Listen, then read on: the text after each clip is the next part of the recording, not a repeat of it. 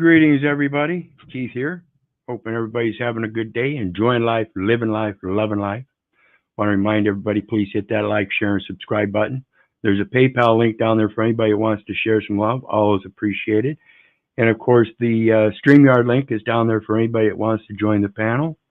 I want to thank everybody for joining me again today on this wonderful journey of research and education, learning, and whatnot.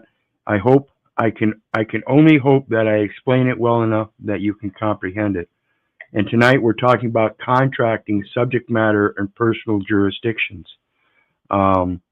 These are, in fact, the primary elements of any kind of arrangement, agreement, and contract.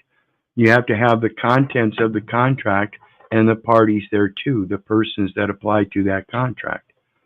So we're going to talk about that stuff. And the first thing we're going to look at is the contract itself, as it's, again, through L.I.I.W.E.C.S, Cornell.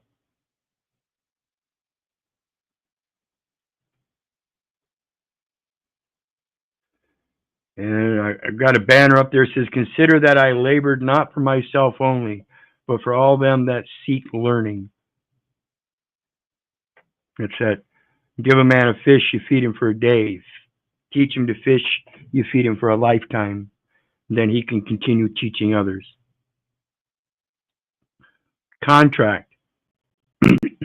A contract is an agreement between parties, the two persons, three persons, however many persons involved. That's the personal jurisdiction. Creating mutual obligations that are enforceable by law. The creating of the mutual obligations are the terms and conditions of that contract. They are the subject matter.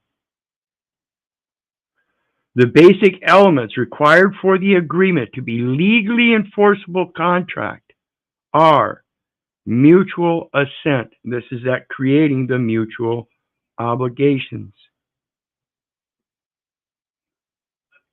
In that mutual obligations, if you don't understand the terms and conditions of those obligations, again, I urge you not to be doing this stuff. It comes down to understanding the language.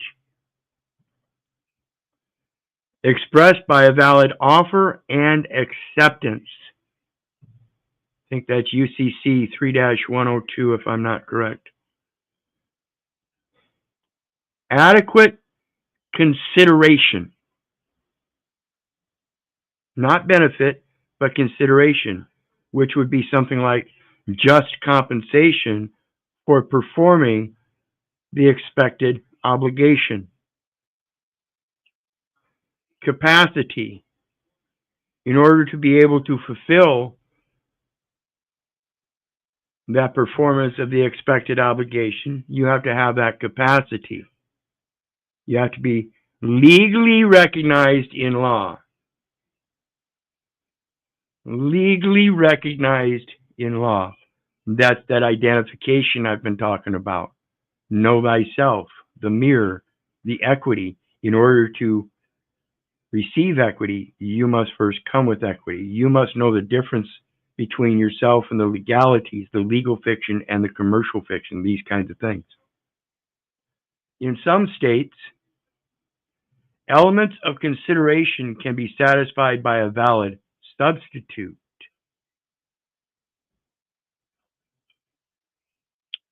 What is a valid substitute? When it comes to contracts, they can substitute implied contracts, express contract, adhesion contract. They're all forms of contracts. In the simple, basic sense, as we saw in the definition of what is an accommodation party, we saw that they didn't mention contracts, but they rather mentioned agreements and arrangements. Elements of consideration can be satisfied by a valid substitute.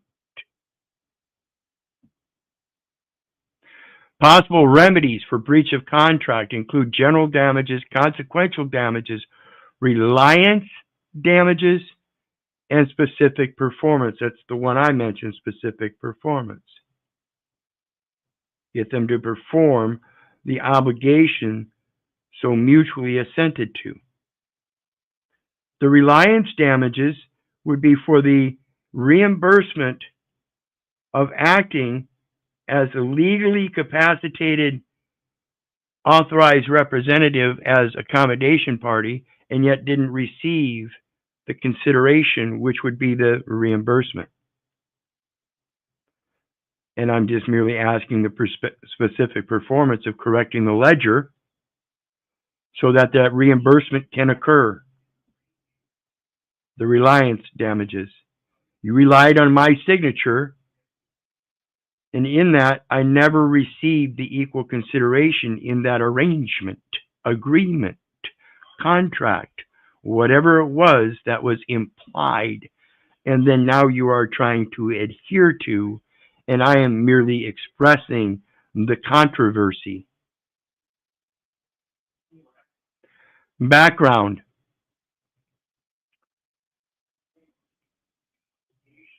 Greetings, greetings, greetings. A reminder, everybody, the link is down there for anybody who wants to join the panel. Would always appreciate it. Any kind of outside thinking or anything like that.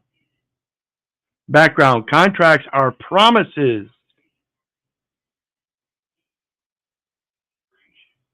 that the law will enforce. Contract law is generally governed by state common law. Like I said yesterday, equity and common law were merged, and the statutes are the codification through common law, which is the law of judges. That's their particular precedent cases that they set forth as case law. And again, their decisions are supposed to be dependent upon the equity brought in those cases, as the statutes and common law are presumed to be equitable. Again, they codify the presumptions of equity. And while general overall contract law is common throughout the country, some specific court interpretations of a particular element of the contract may vary between the states. The two particular elements that do not vary as being required are the subject matter and personal jurisdictions. But because of they may vary between the states, that becomes a territorial conflict as to the language that they use only. The law is construed to be uniform throughout the jurisdictions. Thus, some specific court interpretations, which are not the legislative interpretations, which is the contract itself, the statutes, the legislative statutes. If a promise is breached, the law provides remedies to the harmed party. This is what I'm saying. The law is presumed to be equitable. So in that, all you have to do is find out, again, the law is uniform throughout the jurisdictions. If that's so, find out how that law is uniform with equity. Find its correlation.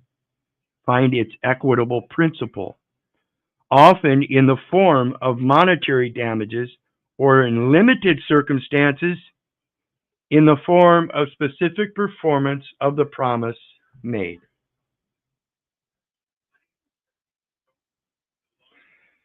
And I'm telling you, once again, the statutes are merely evidence that the promise has already been made.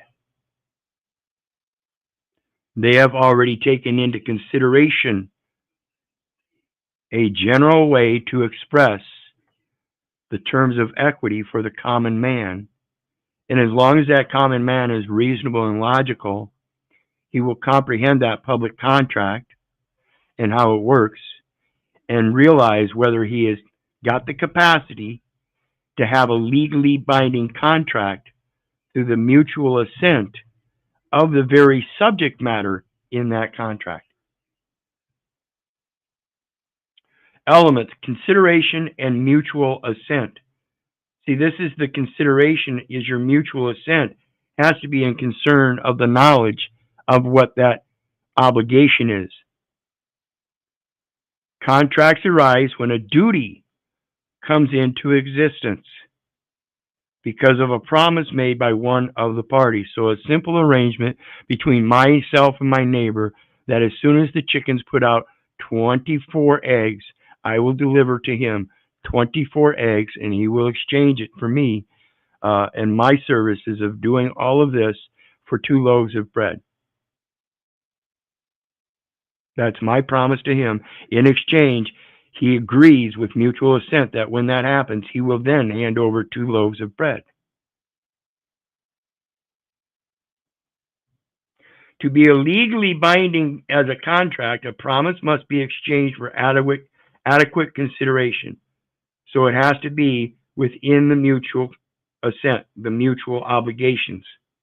And like I said, if I'm already known to be the one that lends the name, i.e. gives credit to the arrangement, agreement, contract, or otherwise, then there's mutual obligation to give the equal consideration. There are 2 different theories or definitions of bargain theory of consideration and benefit detriment theory of consideration. Now they're going to talk about this benefit detriment first, which is great because this is how the system works, because you don't understand it otherwise, because you don't understand your bargaining power in putting forth the truth so that you can coin your words and bring the value back to you as you put it out. Benefit detriment. Under the benefit detriment theory, inadequate consideration exists only when a promise made to the benefit of the promisor or to the detriment of the promisee, which reasonably and fairly induces the promisor to make a promise for something else for the promisee. For example, promises that are purely gifts are not considered enforceable because the personal satisfaction the grantor of the promise may receive from the act of generosity is normally not considered sufficient detriment because the grantor of the promise is receiving satisfaction merely from his act of generosity, therefore normally not considered sufficient detriment to constitute adequate consideration. Okay? Bargain for exchange. Under bargain for exchange theory of consideration, adequate consideration exists when a promiser makes a promise in return for something else. So when you give something purely as a gift and there's no expectation of something to be returned because it was a gift, there is no consideration. If there's no consideration, it's not a contract. Understand this? Elements of consideration and mutual assent. If it's based on benefit and detriment, then it's not a valid contract. Okay?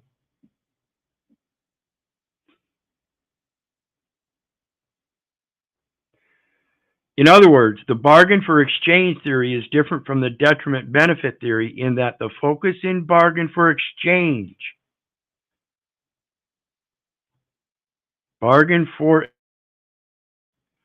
theory seems to be the party's motive for making the promises and the party's subjective mutual assent, while in detriment benefit theory, the focus seems to be an objective legal detriment or benefit to the parties. This is your administrative Article 1 courts.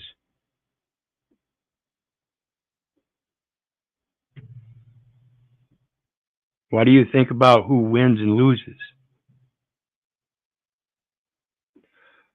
Governing laws. Pay attention. Contracts are mainly governed by statutory and common judge-made law and private law, i.e., the private agreement. Private law principally includes the terms of the agreement between the parties who are exchanging promises.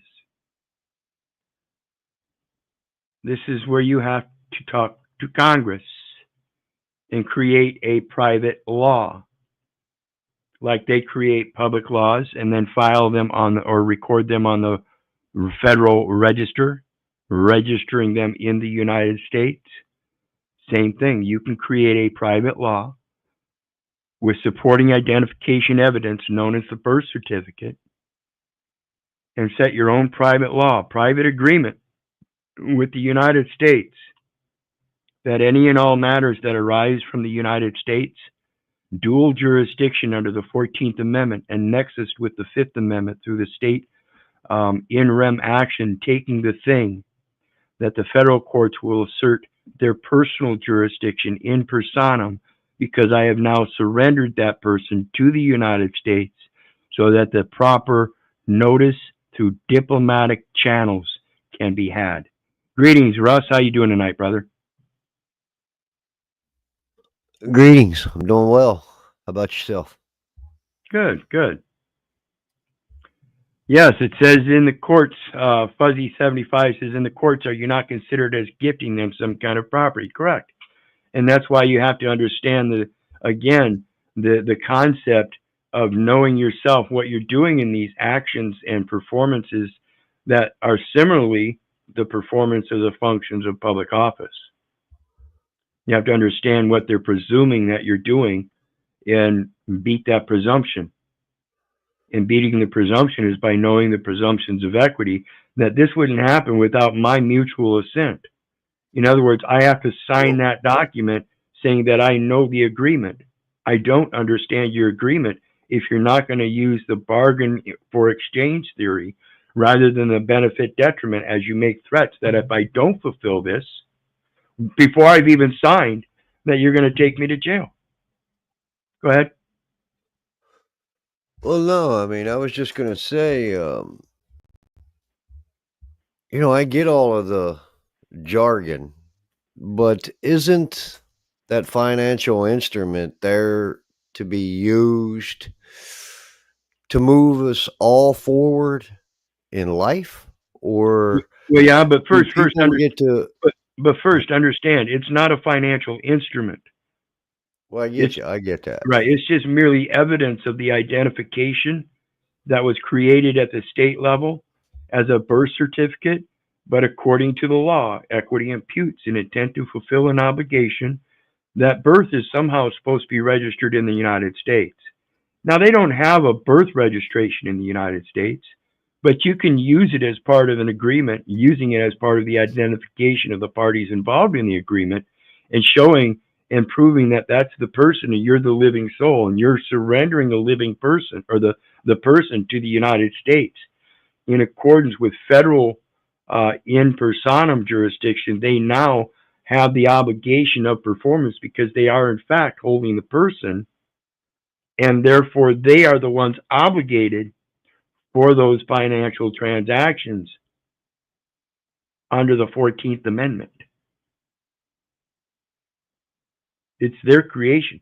It's a 14th Amendment United States citizen known as a United States business. So any commercial transactions goes through them. They're the process of service now. They're the receiver. That's no longer presumed. Does that make sense? Well, I think what I was trying to get at, I think you may agree with this if I figure out how to get it out right.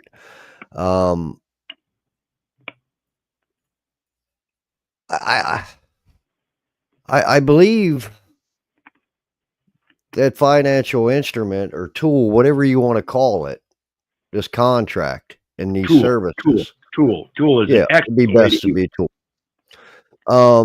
But shouldn't that tool be used in trust and not lies and manipulations through good faith That's should be what the we're only way that two that's people what can come together and use that tool. that's what we're doing is we're creating that express trust. Right now, it's just an implied contract that they use as an adhesion contract as soon as you sign. Once we find out what's supposed to happen, that fulfills that express trust. They now hold the trust property, which is an estate. In that, they now have to correct all those records. They're their records. It's their integrity. That's a matter of process of law. So Well, see, when I you get hand balance in the record. I right, get all of that, and I see that as all of the programs that everybody signed up for with a signature, whether it's driver's license, welfare, WIC, I don't care. When they go to balance those books, if that's not done in equity, somebody's in trouble. right, and that's what I'm saying. See, the law is construed to be uniform throughout all jurisdictions, and if the law actually comes from scriptures, which is the expression of equity, which is what man uses as their common law, which is law of contracts. They're telling you that man realizes that that book is a matter of contracting. That's the law, the parable of the talents. Okay, and when we understand that, we bring that equity into our contracts first and foremost. But these statutes don't mention equity, and they come as a benefit detriment theory rather than a bargain. Right? So the office of the O.M.B, wouldn't they only need a copy of the contract within the terms of the service? Well, I'm going to tell you, if you understand how contract and equity works, you don't even need a copy of the contract. But in this, Correct. but in this sense, because we're talking about the integrity of the record, yes, absolutely, there must be a copy of that contract. That copy of the contract is their contract that they're offering, and they have to make it available to the public. The only way they can do that is by publishing it. They have to place it in the public forum. So let's continue on, because we're talking about the private law now. Like I said, that person, and somebody mentioned it in chat there perfectly, that that's their creation. Okay, oops. It's their person, is their property, their liability. See, they created that 14th Amendment. That's a 14th Amendment person, absolutely correct. And it was conferred upon you. It was given to you as a gift. So there was no consideration. You have to show the controversy in that, and how they're expecting consideration from you, even though it was a gift. It's a gift of nationality. So this private law may override many of the rules otherwise established by state law. Statutory law, such as the statute of fraud, may require some kinds of contract be put in writing and executed with particular formalities. That's what you were just talking about. It's got to be there for the contract to be enforceable. This is why oftentimes when people get pulled over alongside the road and the dummy wants to start spouting laws that he doesn't know, this is the part. Such as statute of fraud may require some kinds of contracts to be put in writing. Those some kinds of contracts are those statutory laws. They have to be by the letter of the law. So when they start talking about persons, automatically they're talking about personal jurisdiction. Where is it? No matter what the subject matter is, where is the personal jurisdiction? It's at the federal level if you surrender that person to the United States. Instead, everybody lets the state hold it, and that's why the state says, we have personal jurisdiction. It hasn't been transferred yet. The waiver of personal jurisdiction has not been filed with the federal government yet. That's the way I figure it. That's, in my opinion, that's the way I see the process. You're supposed to surrender that person to the United States in Do you think personam it's jurisdiction. possible? You think it's possible that one that is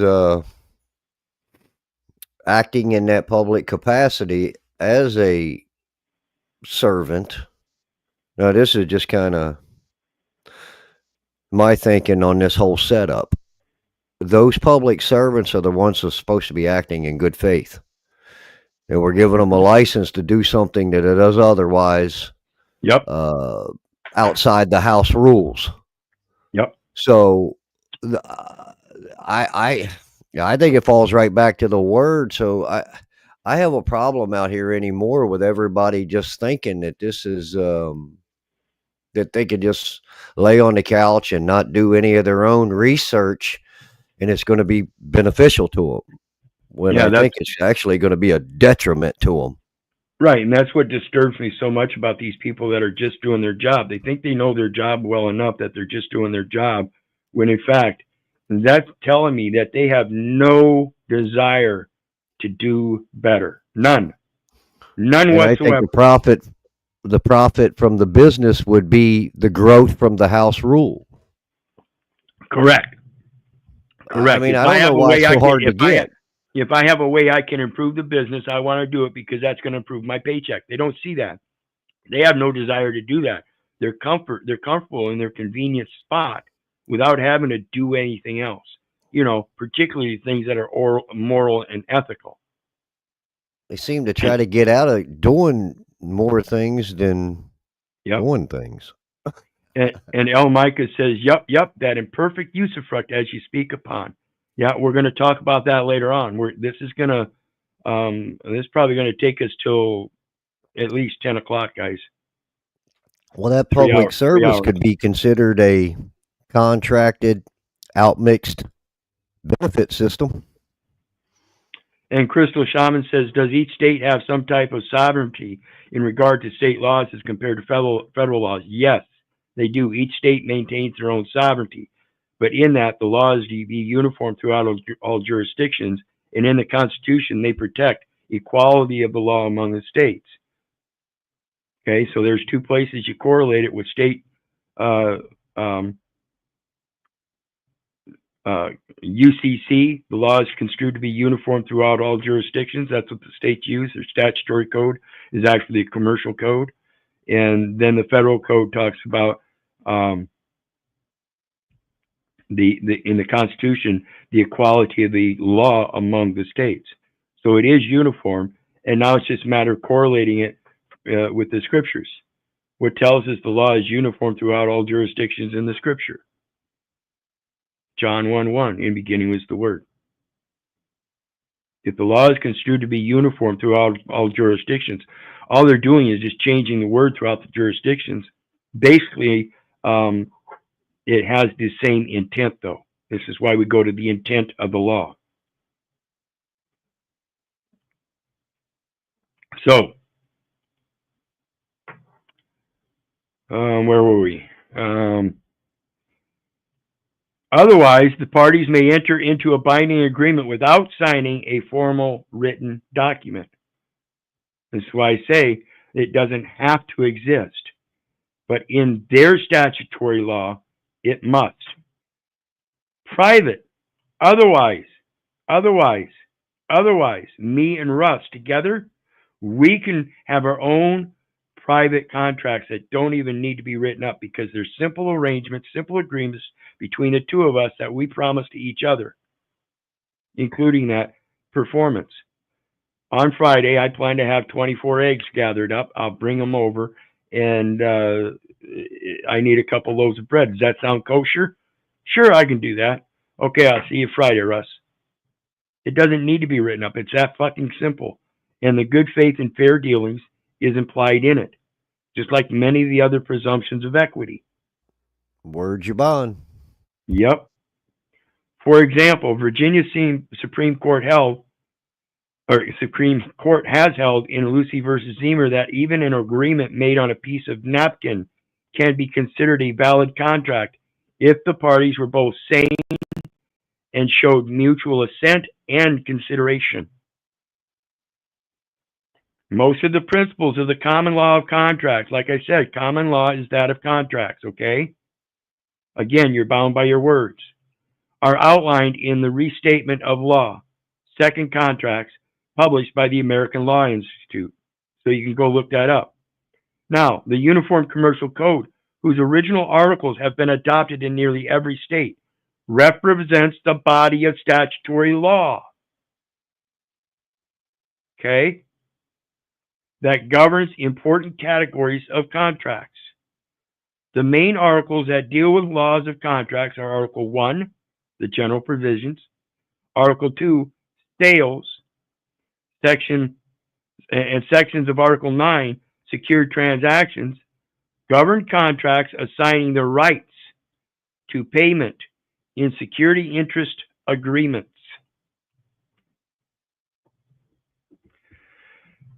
That United States citizenship as an obligation or other security of the United States. The dual citizenship, all those commercial transactions, some way, shape, or form must be securitized in order to be ledgered.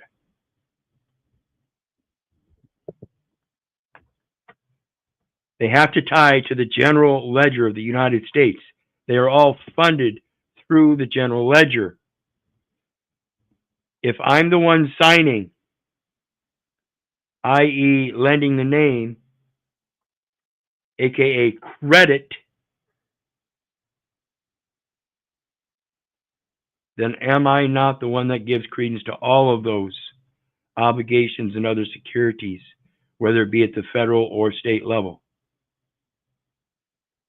Absolutely. Ain't no one else can do it, Russ. You can't sign my birth certificate, say, hey, I want my rights, titles, and interests. Only I can perfect that. That's the thing about the unambiguous signature. I can write my signature on it without qualifying anything, and it's presumed that I would be the accommodation party. However, if somebody else signs the name, they must sign their name in their capacity to make sure that it's legally binding, such as authorized representative, aka trustee. What if I'm a legal DEI agent? You would have to assert that capacity. So anyway, it goes, I know. So anyway, it goes on to say, contracts related to particular activities or business sectors may be highly regulated by state and or federal law. In 1988, the United States joined the United Nations Convention on Contracts for the International Sale of Goods, which now governs contracts within its scope. So the state statutes, the adoptions of the Uniform Commercial Codes and all of its contract terms and conditions, which are construed to be uniform throughout all jurisdictions, is now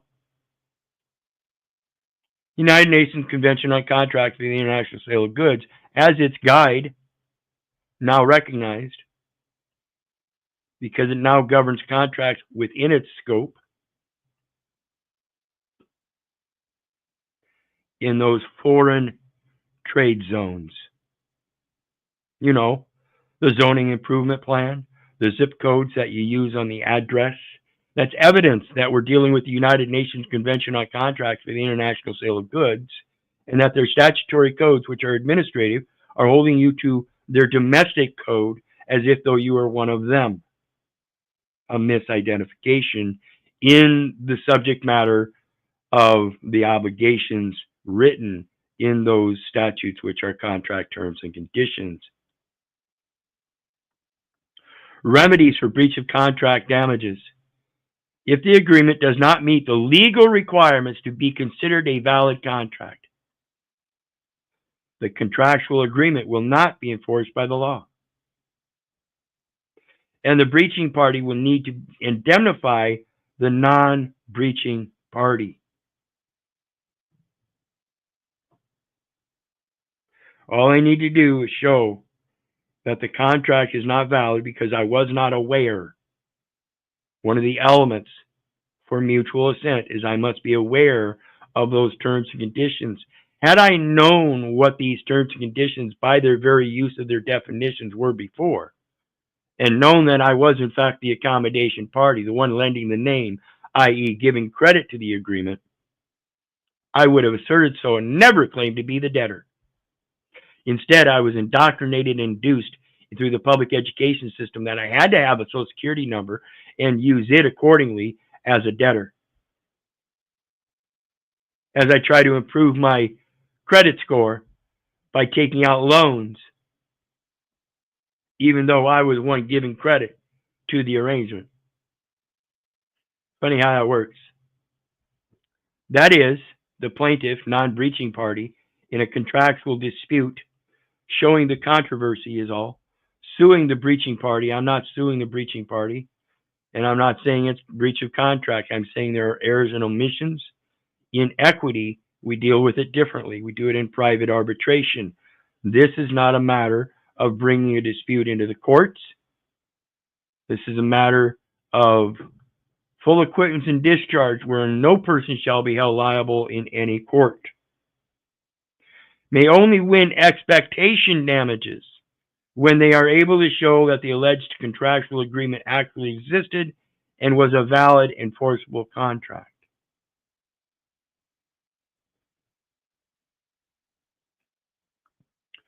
In a contractual dispute suing the breaching party, the plaintiff may only win expectation damages when they are able to show that the alleged contractual agreement actually existed.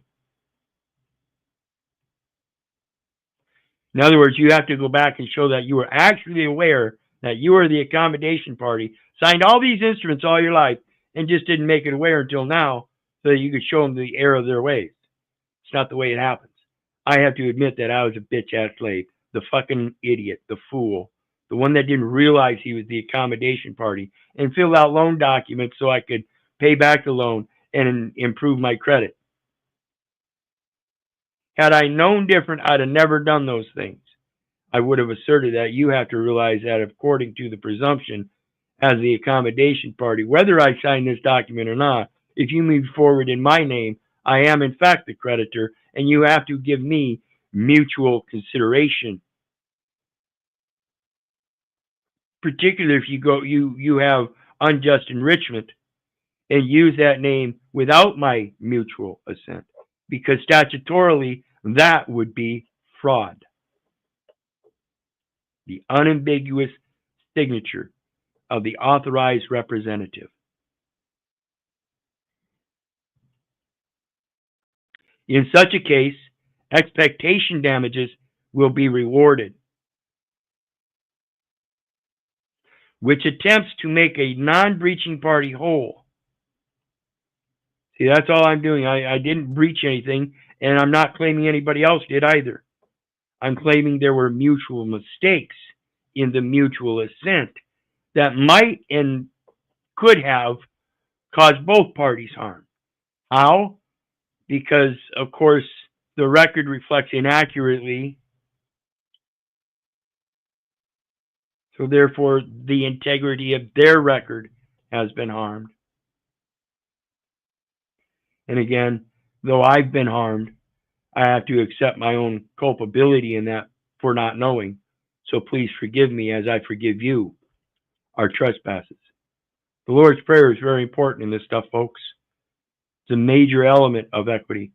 By awarding the amount of money that the party would have made had there not been a breach in the agreement, plus any reasonably foreseeable consequential damages suffered as a result of the breach. However, it is important to note that there are no punitive damages for contractual remedies. In other words, you can't suffer emotional damages. And the non-breaching party may not be awarded more than the expectancy, the monetary value of the contract had it been fully performed. In other words, do I get reimbursed the equal consideration had it been complied with? This is why I'm asking for specific performance. Once the specific performance goes and fixes that record to its integrity, it will release the consideration known as credits back to me, who is due and owing to be made whole for lack of having them forwarded when I was actually involved in that contract and expected to fulfill certain obligations, one of which is making sure the accounting is accurate. The accounting is not a matter of finances, it is a matter of the truth that you put into it, your account of the events. Are you being truthful about them? Are you describing the persons in the first person, second person, third person? Are you expressing them as an adjective or whatever? Do you understand the terms and conditions required to keep yourself separate so that you don't suffer the benefit detriment theory, but actually involve yourself in a realized uh, bargain for exchange theory? And again, this is a process of perfection, folks. That's why they call them theories. Nobody really knows. And I'm telling you, you have other choices. I think the most important thing is that spiritual foundation and the balance you find within that. Absolutely. And I Nude think it Guru, eliminates a lot of stuff once you're balanced on when those roots are dug deep and that foundation of faith, it's over. It's over. I don't need any of this shit. You know what I'm right. saying? And, right. And Nude Guru puts down in there perfectly. I was thinking about the comfort and convenience of people getting indoctrinated into believing this false patriarch. When you keep doing business with heinous entities in a heinous system, you are the heinous entity and heinous system. You did it to yourself. Yes, if you want to sit there and cry about your children being abused by these teachers and nurses in the schools, and Your feet. your young women and children going out into the new world as young adults and traveling along the roads and not being accosted by, then you have to instill that in them, and you already know the heinous shit that goes on, but you sit back in your comfort and convenience and don't do anything about it. You don't do the one thing that is imperative, and that is to learn, to educate yourself. That is the true benefit. My people are destroyed for lack of knowledge. And then in Isaiah 54, it says, no tongue shall prosper against you. You shall rise up against any judgment. This is the inheritance of the servants of the Lord, and the righteousness of me. You don't have that righteousness in you. You have laziness. You have gluttony. You have greed. You have the enjoyment of sitting on a comfortable couch watching somebody else's dramatic life on a boob tube, eating processed foods and poisonous drinks. But you are part of the system that allows that. Greetings, everybody. Greetings, greetings, greetings. Everybody, be sure to hit that like, share, and subscribe button. Remember, there's a PayPal link down there for anybody who wants to share some love, and the StreamYard is linked for anybody who wants to join the panel. The tribe says, as long as they can so easily divide communities, associations, and families, the corruption will only increase. Correct, and that's because the people at the base foundation have lost the traditional sense of what a family really is and the power of that family to build a local community, which is the foundation of the nation. And they've fallen victim to a false patriarch at a national level that enslaves them. Absolutely correct. Well, I, is it that America was founded on that sort of a type of a foundation of a family type foundation? Bring in Well, biblical texts into it? look at this comment. This is where it comes from. When we send our children off to school, they can't learn the spiritual context. The school is reading, writing, and arithmetic, okay, and history. It's never going to be scriptural. This is the problem. What kind of parents sends their kids to the state for the same heinous brainwashing? It's the parents the kids need protection from, not the state. Hmm. Right. And it's the instilling of that spiritual foundation back into the family and allowing the spiritual foundation of that family to help bring up that child in the ways of that spiritual foundation first and foremost before we go sending them off to these public education centers. That's what doesn't happen. People are sending their children off to school before they can even spiritually groom them as a good being. And so they go to these public education systems and they learn all the confusion, animosity, heinous acts, and everything. And mom and dad want to blame it on the system. You've got to stop. You're the one putting them out there into it. You're the one that's not maintaining your privacy. Yes, divide and conquer is their motto. So anyway, let's get back to it. Like I said, we got a lot to go here. We're going to be going for a few hours. It says, however, in certain circumstances, certain promises that are not considered contracts may be enforced to a limited extent. Again, there's that limited extent. What is that limited extent? It's the private law extent. You have to learn how to make an agreement with this government, that limited extent. Remember the schoolhouse rock? I'm just a bill. You have to learn how to present yourself diplomatically with proper etiquette to Congress, to express yourself and the harms caused, and that you're not coming in anything but peace, to reconcile the record so everybody can be made whole and show this country how to act like a true man.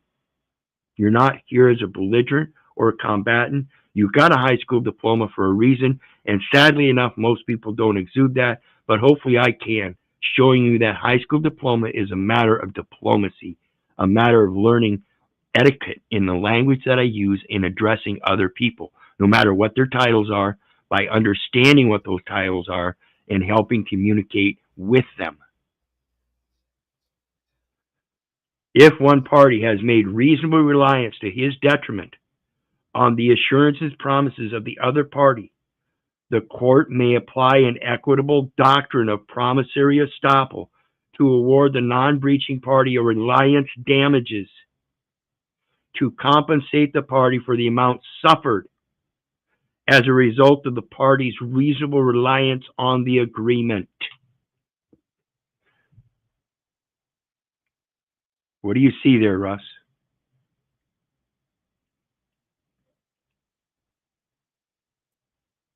I'm sorry, I wasn't really paying attention. I was kind of deep in thought about something a minute ago. If one party has made reasonable reliance to his detriment on the assurances, promises of the other party, the court may apply an equitable doctrine of promissory estoppel to award the non-breaching party a reliance damages to compensate the party for the amount suffered as a result of the party's reasonable reliance on the agreement. As far as I know, under 5 U.S.C. 301 departmental regulations, the minimum standards for birth registration in the United States is that the person must be born in the United States and they must have a birth registered in the United States. So, the breach of the agreement is on the United States. Therefore, I am the non-breaching party who was reliant on the fact that the birth certificate was evidence that I was domestic and not an enemy. But in fact, in this imperfect usufruct, it has been used against me without proper knowledge, without the informed use of credit. And the record reflects that. Its integrity reflects that. It shows that someone has received credit on their ledger. It's still sitting there, even though they know in the double entry ledgering system, in order to balance the books, that credit has to be released. Those credits that are not released show that the record is not in balance. Therefore, it's not holding its integrity. Does that make sense? It does, but the thing that doesn't make sense to me is in this financial system. How is it you can't close up any loopholes? It seems so simple to me that these guys at the county level is not operating in good faith, these public officials. And the federal side is not. They're working together. These guys that are supposed to be operating in good faith ain't operating in good faith, and that's what seems to be the problem. And everybody doesn't really understand all of this stuff and that whole biblical side of things, and that's why this rat race keeps going on. Absolutely agree. It's your fault. It's your fault. No, it's your fault. It's your fault. It's your fault. And again, that's that forgive me for my trespasses as I forgive those who trespassed against us, realizing that even though it might seem that these people are acting in bad faith, we have to understand that maybe they're not. Maybe they're steadfast on that reliance as well. If that reliance is false, and I can prove that reliance to be false, then I cannot hold them. I must release them as well. Okay? And it says, I wonder what they mean by about suffered, as I have read suffered means allowed within law dictionary. Yes, you allowed them to take consideration without giving it back, but you only did so because you weren't aware. Now that you are aware, now you have a duty in law to give them legal notice that you are aware of not just the likelihood, but the almost absolute positive, in fact, presumption that the books are not in balance. Why? Because now that I'm aware, I've come to realize I've never been reimbursed for those considerations. So, in another circumstance, the court may award unjust enrichment to a party if the party who confers a benefit on another party, the United States conferred a benefit of dual citizenship known as United States citizen, if it would be unjust for the party receiving the benefit to keep it without paying for it. Can they keep the credits without paying for them? If they are required some kind of consideration in return, and I never received the consideration, can they keep it without paying for it? Fifth Amendment says no. Says that they take property, it has to be for military use, and they must give compensation. That would be theft. Absolutely. Finally, one No modern equal concern. consideration, nothing. Yep. Finally, one modern concern that has arisen in contract law is an increasing use of the special type of contract known as contracts of adhesion or form contracts. This is the application, the registration, and things like that. Certain deceptive forms that then they then adhere to as if though they are valid contracts when they're not. And again, the record will reflect this. If it was a valid contract, they would have given their consideration. If the record shows they didn't give consideration, then you can make it a valid contract by demanding that they return the consideration. This type of contract may be beneficial for some parties because of the convenience and the ability to the strong party in a case to force the terms of the contract to a weaker party.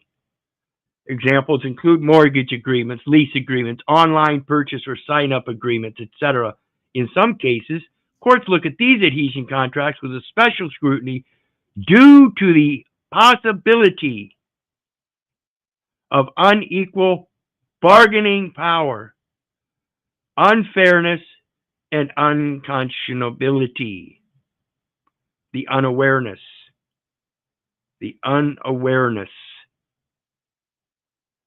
Okay? Let's take a look a little bit further. It says, federal material, as it goes to the subject matter.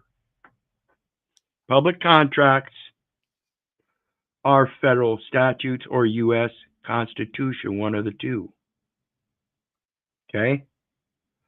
41 U.S.C., which I showed you is where the definition of accommodation party is in the Code of Federal Regulations regulating public contracts. This is the codification. 41 U.S.C. 41 CFR is the regulation enforcement. CRS annotated Constitution because it's concerning public contracts pursuant to the 14th Amendment and the matter of unlawful takings according to the Fifth Amendment, and a matter of privacy and identification through misidentification for the Fourth Amendment and the First Amendment. Okay, so let's go to mutual assent. Let's see what they say by mutual assent, and it's a short one. Mutual assent refers to an agreement by all parties to a contract. Mutual assent is an essential element in the formation of a valid contract. Under modern contract law, mutual assent must be proven objectively. What is objectively? Objectively is that inherent knowledge that we have that the men is going forward in good faith. Again, the controversy here is, though, even though I had good faith, I didn't have full comprehension of the terms and conditions, but I held it in good faith that it wouldn't be used against me by the state or the United States or anybody else that might be misinterpreting them and seemingly to be acting in bad faith. But that's what it seems like. Though I'm not accusing anybody, I am relegating that as to my own personal experience that it seems to I was acting in bad faith as well. Because if I'd have had good faith and come with clean hands, I'd have made sure, damn well good and sure, that I knew the terms and conditions of those contracts, knowing that they were agreements, arrangements, or whatever. Thus, courts will look to outward expressions of the parties to determine mutual assent, often established by showing an offer and acceptance. An offer to do X in exchange for Y, followed by an acceptance of that offer.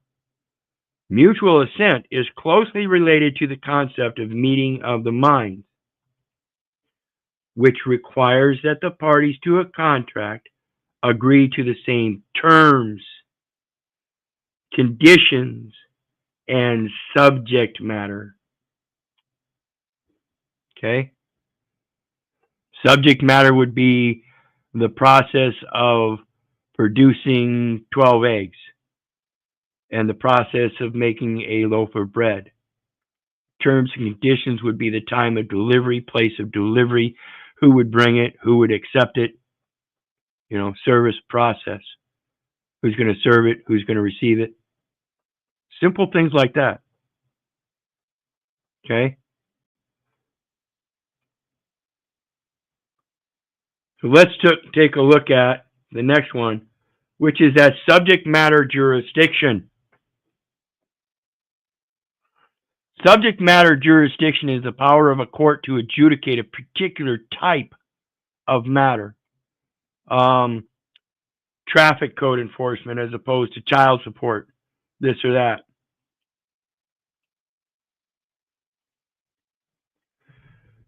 Take a moment to remind everybody, please hit that like, share, and subscribe button.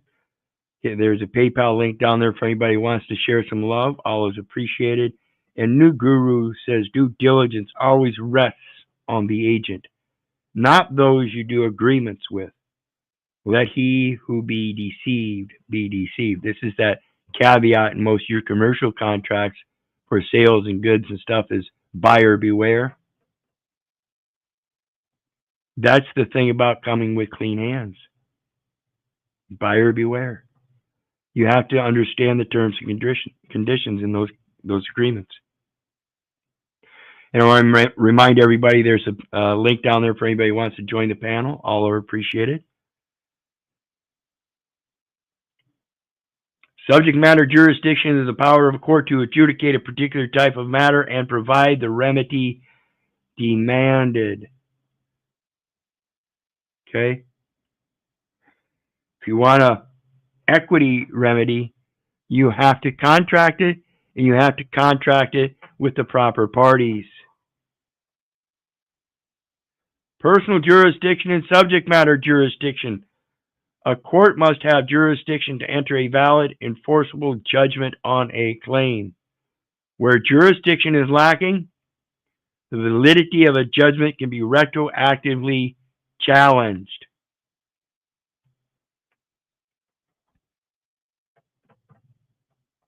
We're going to see that personal jurisdiction here a little bit again. And if it wasn't handed over voluntarily and you were threatened or coerced into making that appearance to sign those documents for them, had not been for that, they would have been forced to present the documents themselves and take on that liability. They don't want to do that. And that's their problem. They know it's contracting, constructive contracting in a constructive trust. And if they're doing that in your name, that's constructive trust fraud by use of statutes. Jurisdiction may be broken down into two categories: personal jurisdiction and subject matter jurisdiction. So, like I said, they must have personal jurisdiction in order to apply the subject matter jurisdiction, because the person must have a mutual assent to be applicable to the terms and conditions within that contract that subject him to the matters.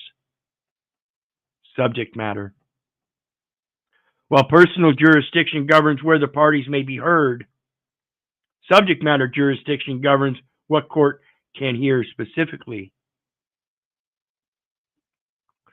So when the subject matter is in controversy because the personal jurisdiction is in controversy because of the identification showing that it's being heard in the wrong court, then I pose a federal question for federal removal because of misidentification, creating false in rem jurisdiction over the thing, where in fact the personal jurisdiction belongs with the federal government as a separation of powers.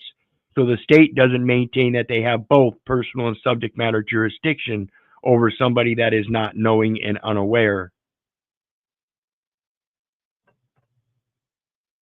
You understand your 10th Amendment, or the 10th Amendment to the Constitution? That's your 10th Amendment violation, where the government of the state poses through misidentification that you don't have a right to the 14th Amendment prior to the 14th Amendment.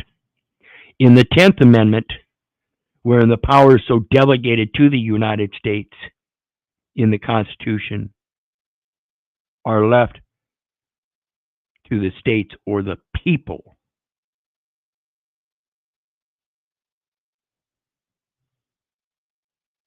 While litigating parties may waive personal jurisdiction, they cannot waive subject matter jurisdiction. Okay? This is where we start talking about the state courts and the federal courts and what their jurisdictions are, and why when we talk about limited, it's the federal courts that we're talking about. Limited remedies. Go to a limited court.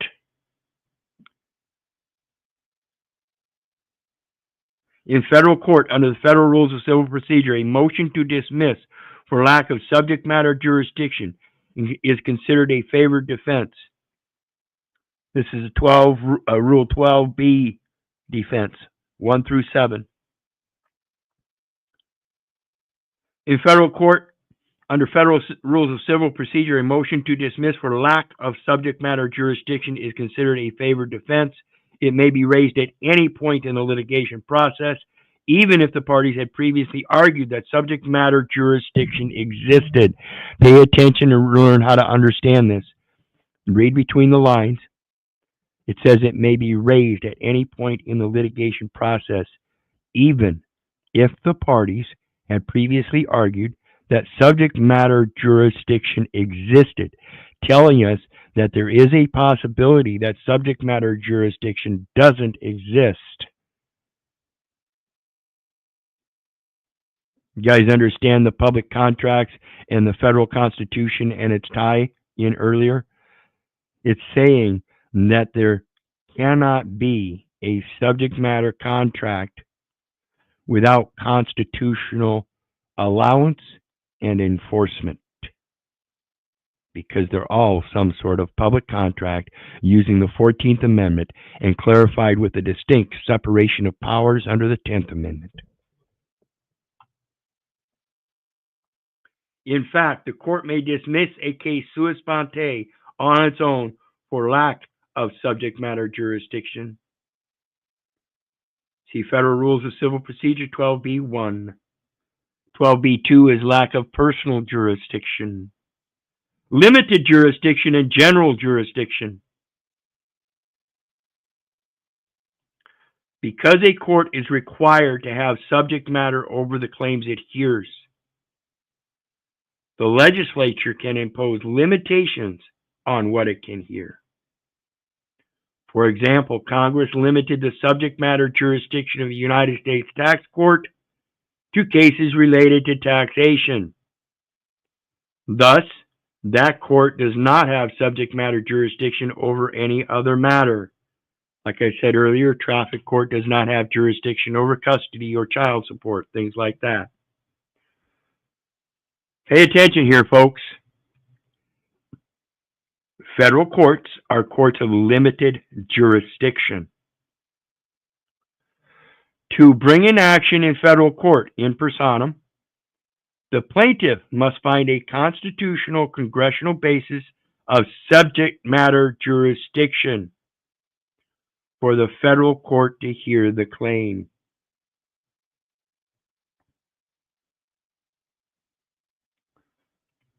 So the Constitution or Congress is the basis of subject matter jurisdiction, folks. There is no subject matter jurisdiction, like I said, without some kind of congressional contract or constitutional limitation. See U.S. Constitution, Article 3, Section 2. We're going to take a look at that. Generally, courts read congressional grants of subject matter jurisdiction narrowly.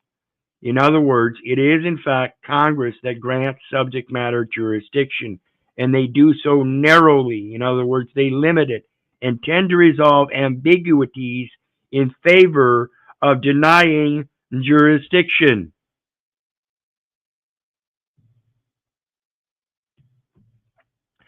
Tend to resolve ambiguities in favor of denying jurisdiction.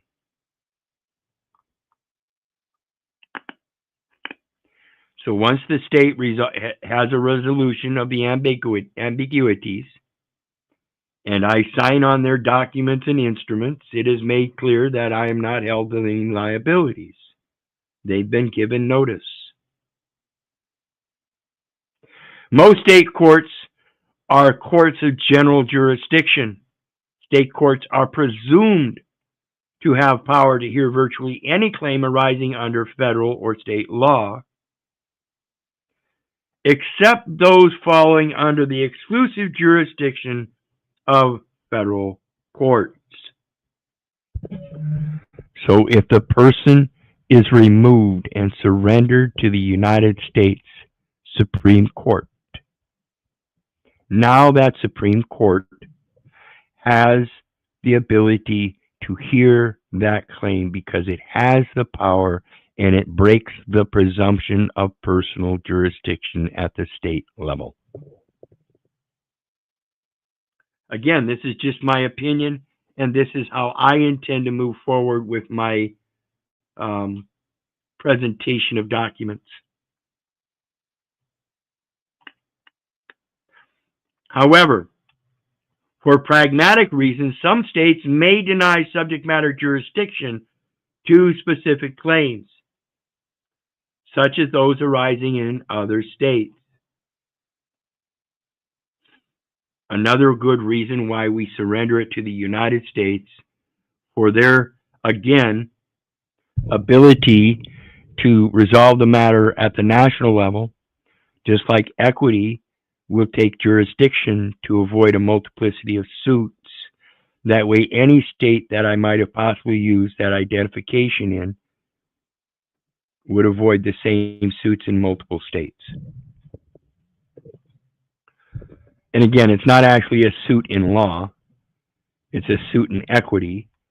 And it's not a matter of making accusations and anything, it's a matter of correcting records to make all parties whole. That's it. That's the difference in the two suits. Most states also maintain specialized courts of limited subject matter jurisdiction, such as probate court, traffic courts, juvenile courts, and small claims courts. Okay? Subject matter jurisdiction for federal courts. And so again, this is where the controversy comes in to be resolved by the federal courts, because the controversy itself is a matter of questioning the diversity of jurisdiction and federal question jurisdiction. It is, in fact, a dual citizenship of the United States 14th Amendment, and therefore the diversity jurisdiction and federal question as to the integrity of its records, which will show that something is in error, and they have now, under specific performance, an obligation to correct the matters.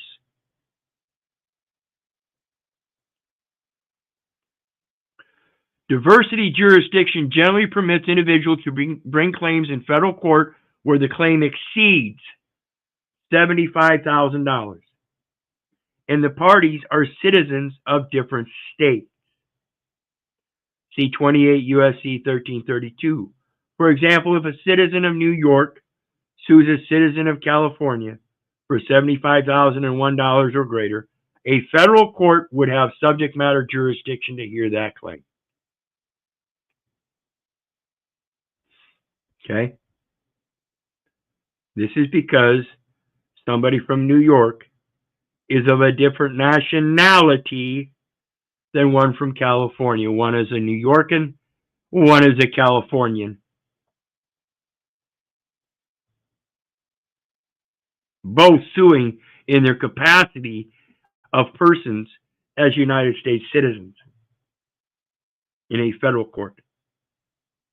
Suing one of the same state, of the same nationality, you sue in a state court as a matter of residence, making a claim against each other within the same state. Federal question jurisdiction permits an individual, regardless of the value of the claim, to bring a claim in federal court if it arises under federal law, including the U.S. Constitution, which is the First, Fourth, Fifth, and 14th Amendments, as I stated, as they relate to the separation of powers and association of privacy in the 10th Amendment, and who really delegates those powers. As an accommodation party, the people are the one that give all credence and faith to the government, and therefore equal consideration is to be expected in return, good faith and fair dealings. See 28 U.S.C. 1331. Federal question jurisdiction requires that the federal question appears on the face of a well-pleaded complaint, is a substantial component of the complainant's claim, and is of significant federal interest. I think I fill all those. Federal question subject matter jurisdiction is frequently derived from federal statutes granting a cause of action to parties who have suffered a particular injury. Furthermore, 28 U.S.C. 1367 provides for supplemental jurisdiction in federal courts. And we'll talk about that sometime. I believe this is relating to international claim, that I am not, in fact, the foreigner. I am domestic, and each state has its own nationality, like I said, and therefore I'm actually operating in an international capacity through a national entity.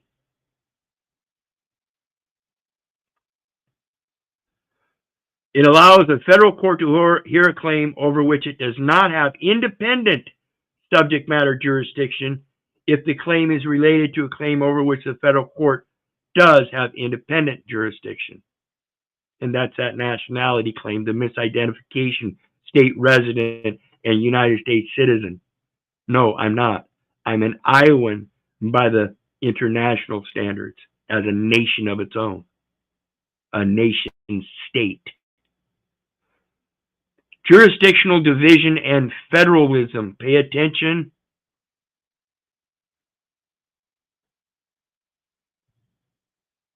The jurisdictional division between state and federal courts is an essential component of American federalism.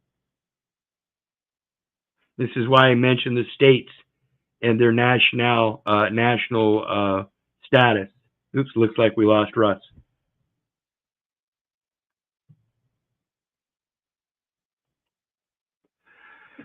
This division ensures that federal courts and state courts each address the types of cases best suited to their respective expertise and roles.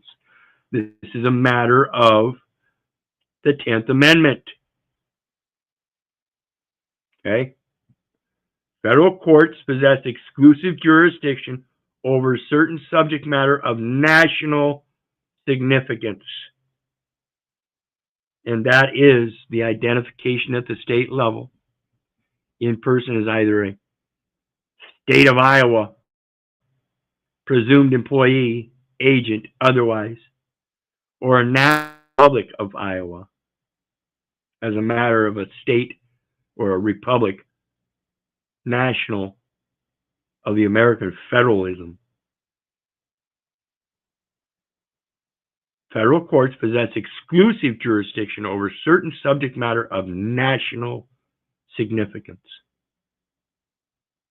This is that diplomatic channels of notice. That's their exclusive jurisdiction. Notably, issues like patent and admiralty law. See 28 U.S. Code 1333 and 1338. So they're mentioning all these 28 U.S. codes. That's the judiciary, folks. Okay? This exclusive jurisdiction reflects the substantial federal interest in such issues as we mentioned earlier. And you see that in Rule 19, indispensable party, joinder of indispensable party, the United States, as it is an obligation or other security of the United States, evidencing a value, a representative of value, and facilitate the development of a uniform body of federal law to govern complex issues with interstate implications. Interstate implications as they relate to the implied contracts. Further, the limited jurisdiction of federal courts encourages parties to bring cases to state courts when appropriate. State Supreme Court, Northern Division of Iowa. Supposed to go to your state Supreme Court first.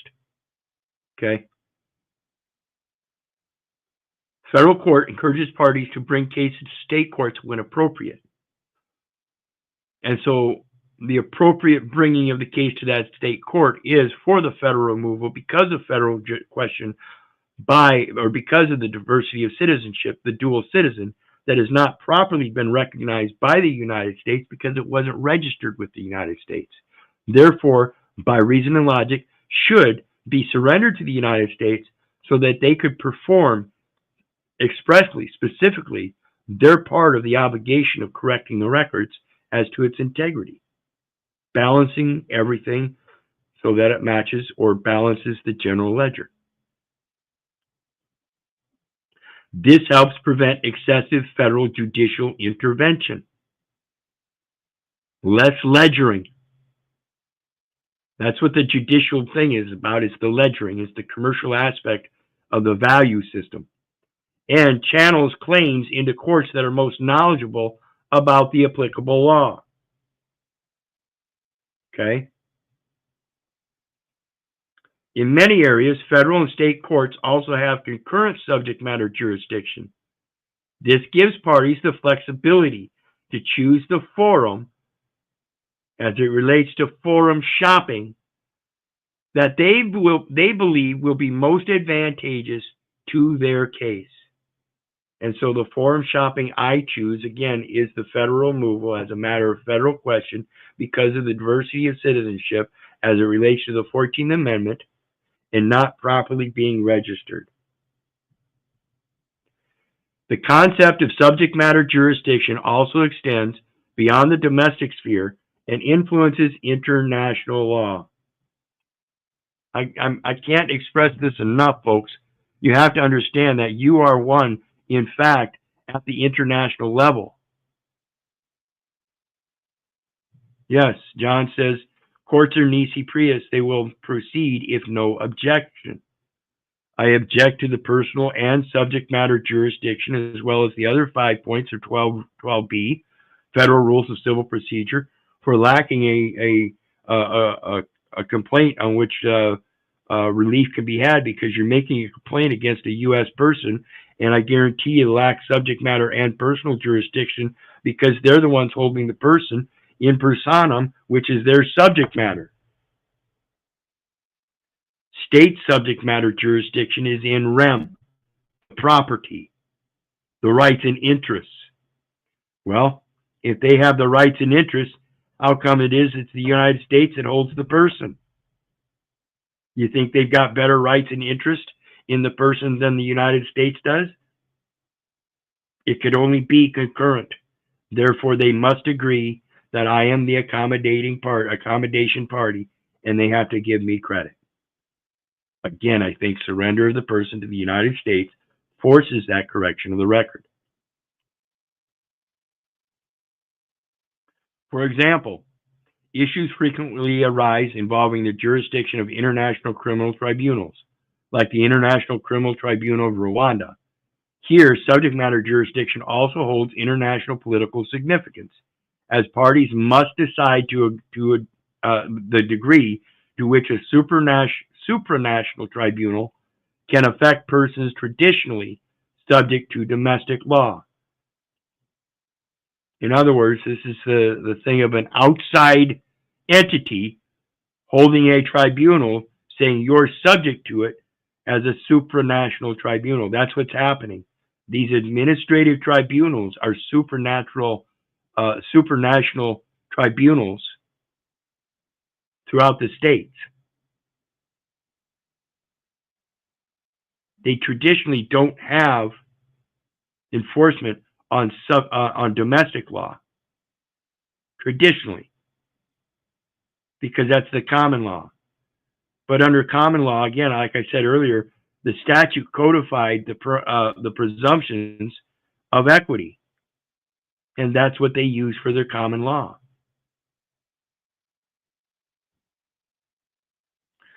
Constitutional standing and subject matter jurisdiction. Like I said, there is no subject matter jurisdiction if there's no constitutional standing, because it's the Constitution that provides the basic foundation of subject matter. A threshold concern for all federal courts is the presence or absence of constitutional standing. See, that's where the standing comes from, is the constitutional standing to be able to sign a document and give it credence. Those statutes aren't signed. They have no standing. Okay? They are only mirroring contract terms and conditions and are subject themselves to constitutional standing. In other words, there must be a man stand on his principles and sign his name to a document saying he's enforcing constitutional standing because I violated the Constitution.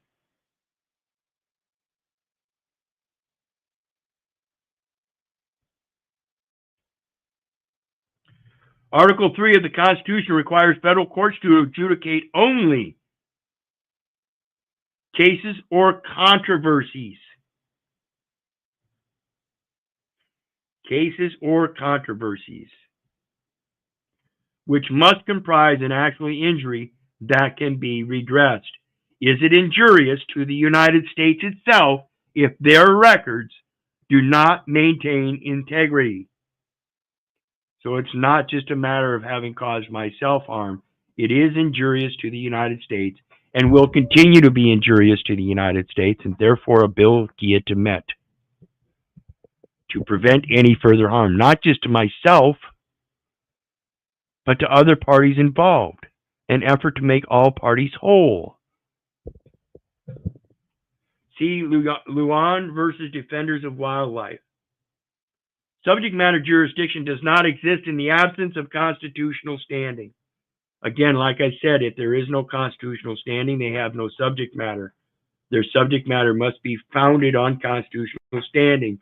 So when somebody comes in and makes a violation of Constitution as a counterclaim, and they say we won't listen to the Constitution here, the fuck you won't. Again, my apologies for my passion there, but I am so tired of these people professing that they know the law, saying that they're not going to follow the law. I will make sure that if you don't follow the law, people will hear me screaming about it. That's why I do these videos and I read it right in front of you, and I'm urging you not to believe me. Don't believe the neighbor. Don't believe the government. Don't believe your mother, for crying out loud. Do your research so you know. Subject matter jurisdiction does not exist in the absence of constitutional standing. Their public contract is a matter of federal regulation and constitution. Do not let these people tell you that they don't abide or follow the Constitution. They go by the state constitution. Don't let these people that are public servants tell you that they aren't operating in trust. Public service is a public trust, and that trust is developed through the United States and the states through treaties and all that. Your presumptions are what's wrong.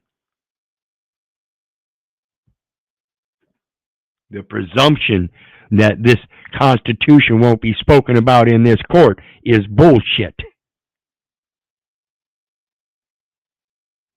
You bringing subject matter jurisdiction brings in the Constitution and the fact that the federal regulations and Congress is the one that conferred the permission for you to use that subject matter concurrently in regards to them.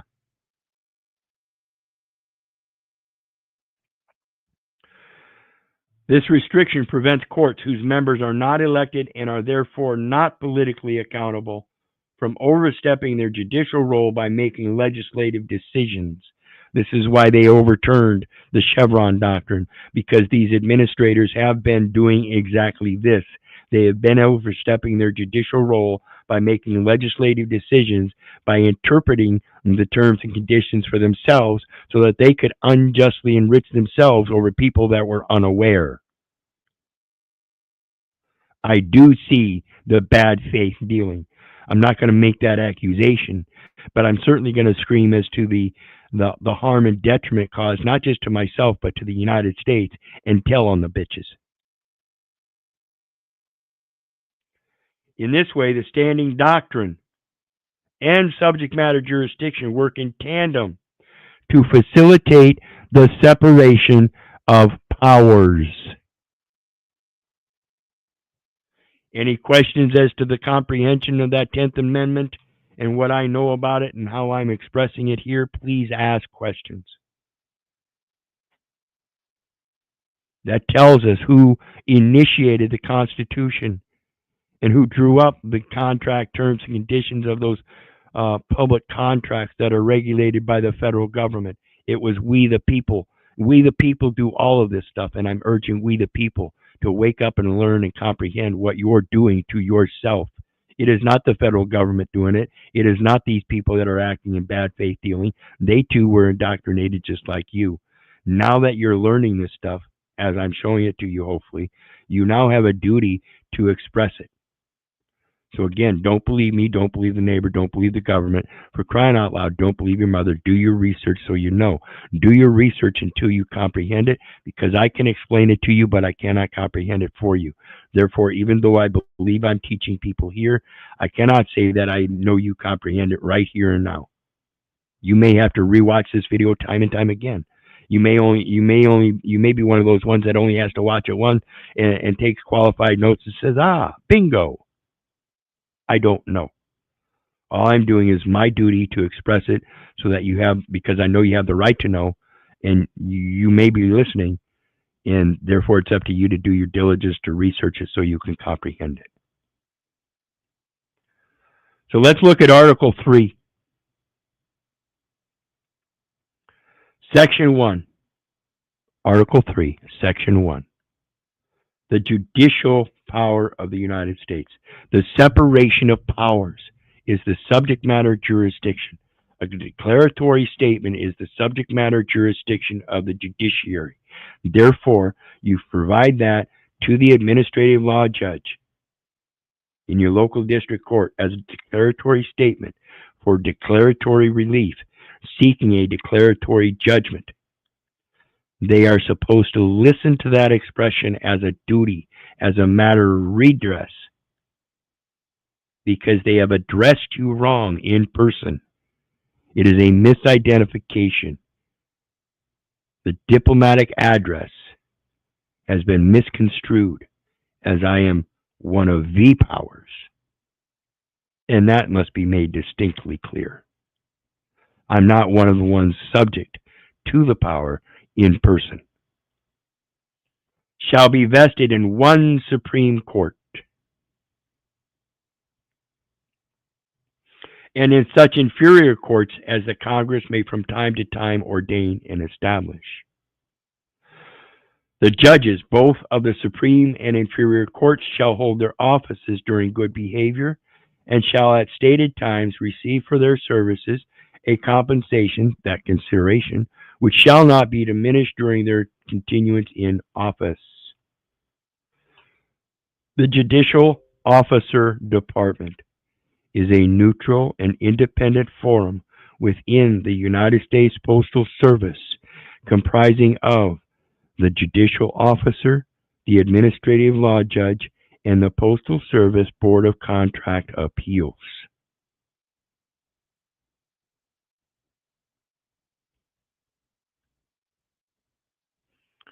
Section 2, the judicial power shall extend to all cases in law and equity.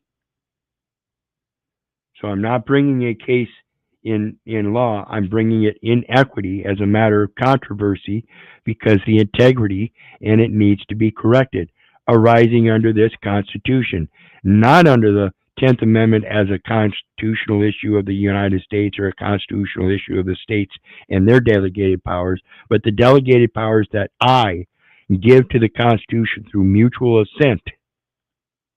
Now being aware of the separation of powers and how nothing you have has any credence in my name unless I give it.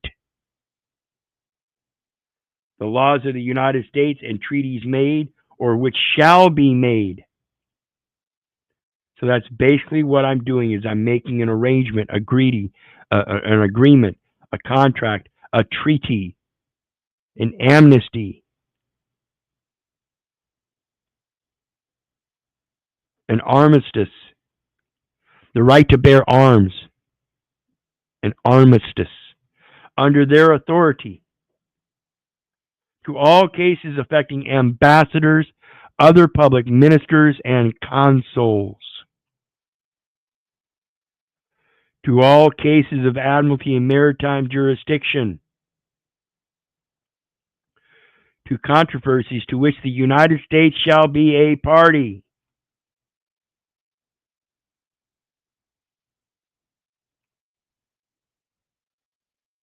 to controversies between two or more states, between a state and citizens of another state, between citizens of different states, between citizens of the same state claiming lands under grants of different states, and being a state, between a state or citizens thereof and foreign states, citizens or subjects.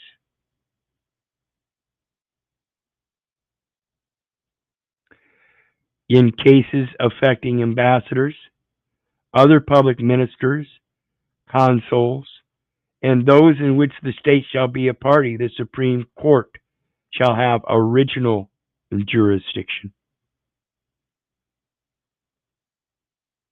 See, everybody's claiming United States citizen and resident. See, that's the United States that needs to be brought into it as a joinder of parties, the indispensable party, because it is affecting the United States.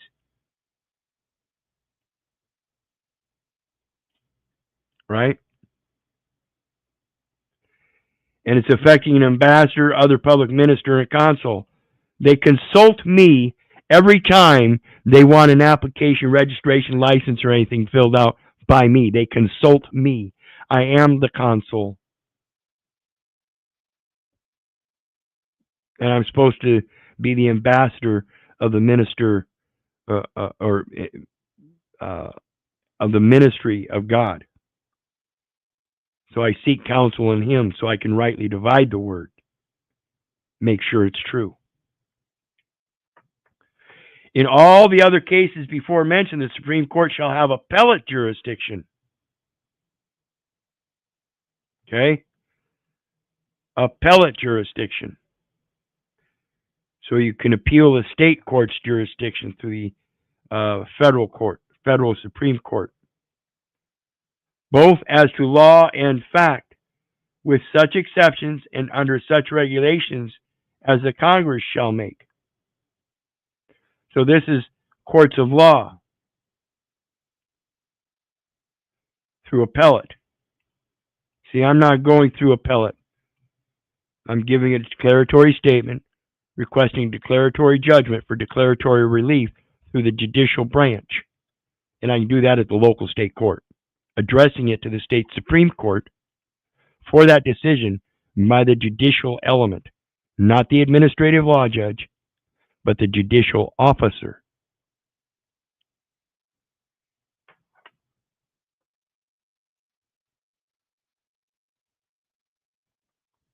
The trial of all crimes, except in cases of impeachment, shall be by jury, and such trials shall be held in the state where the said crimes shall have been committed. But when not committed within any state,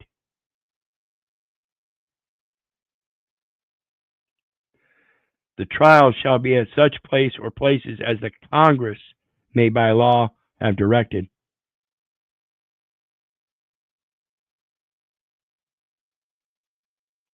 This is Article 3.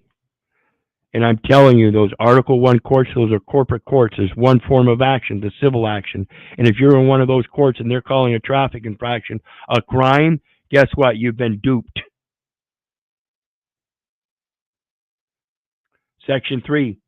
Treason against the United States shall consist only in levying war against them.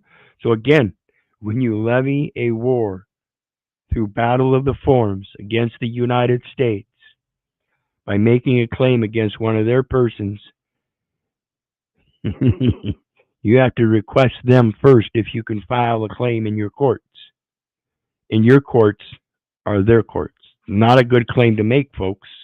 It's a claim upon which relief can't be granted.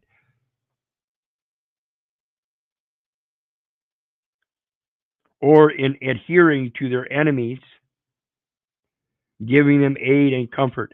No person shall be convicted of treason unless on the testimony of two witnesses to the same overt act or on confession in open court. The Congress shall have power to declare the punishment of treason, but no attainder of treason shall work corruption of blood or forfeiture except during the life of the person attainted. Okay? That's simply your Article 3. It's basic.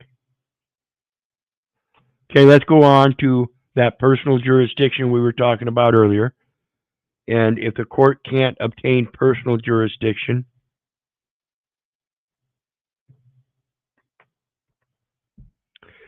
and they don't have the powers delegated to do so in the Constitution, then they have no constitutional standing to try to force a statute against a person that they don't have personal jurisdiction over. They are forced to use the diplomatic channels of notice of the person holding the person, or the entity holding the person, which is now, not yet, but that's my intent, to surrender the person to the United States. And if they try to contact me for things, they're supposed to get a hold of the United States. They want me to use a state identification. They have to understand that they don't have the power to make me hold a state identification, particularly when the United States has an identification of that dual jurisdiction and knows and recognizes I'm not a resident and I'm not a United States citizen. I'm, in fact, the one that gives credence to them. Personal jurisdiction overview. Personal jurisdiction refers to the power that a court has to make a decision regarding party being sued in a case. How much power do you think the state has to sue against a United States citizen? And if that United States citizen is the person of the United States and the United States is holding that person, why are they coming to me? This is what the waiver of personal jurisdiction is all about. You're supposed to have a waiver of personal jurisdiction. Again, just my opinion from my research and the way it's worded, that there should be, in fact, a waiver of personal jurisdiction on file. And that should be filed with the federal government as a matter of federal registry of a private law for relief of the Keith Orland Little estate.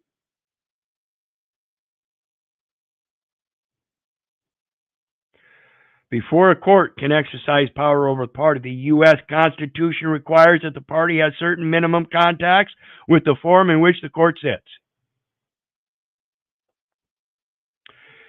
If I hand all the contact over to the United States, then the state has to show that they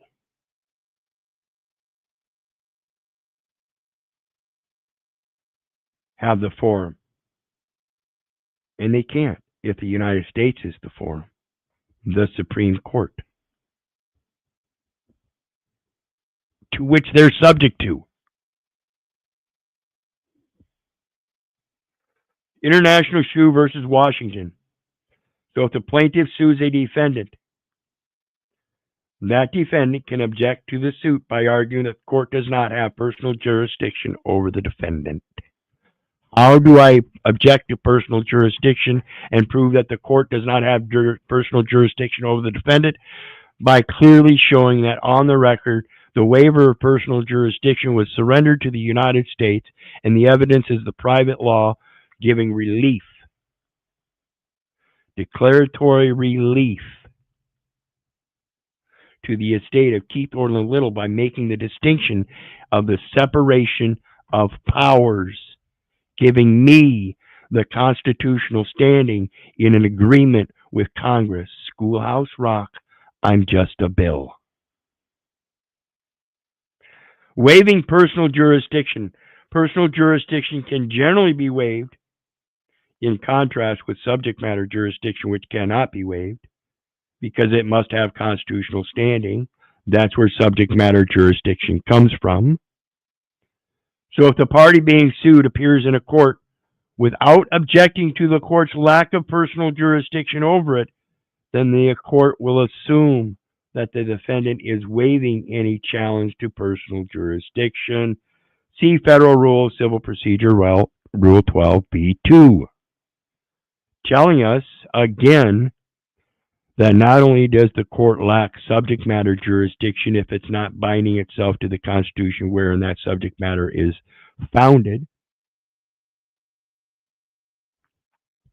and that they don't have personal jurisdiction.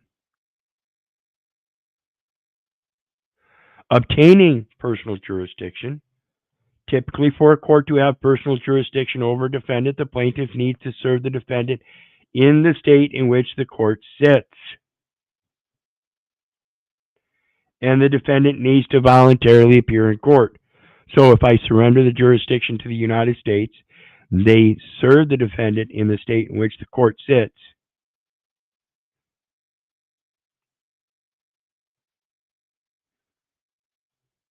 Then they're serving it to a resident.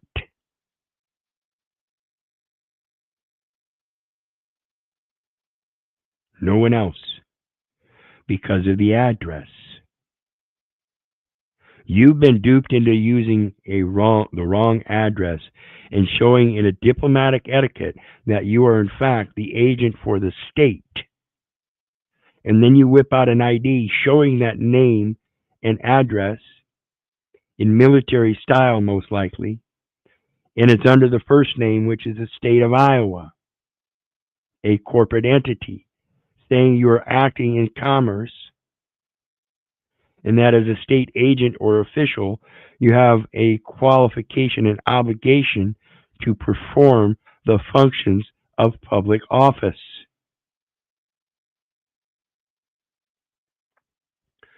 And then it says, and the defendant needs to voluntarily appear in court.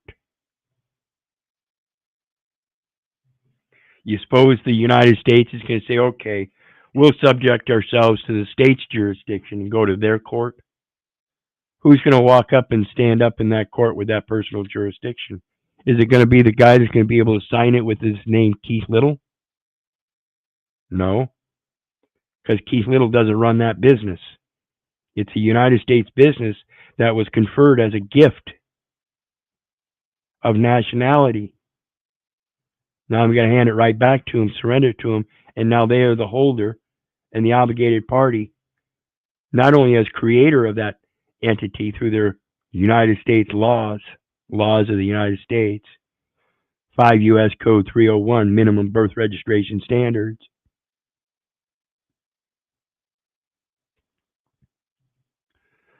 Federal Rules of Civil Procedure Rule 4K describes whether state courts would have authority to adjudicate a claim as it relates to the personal jurisdiction.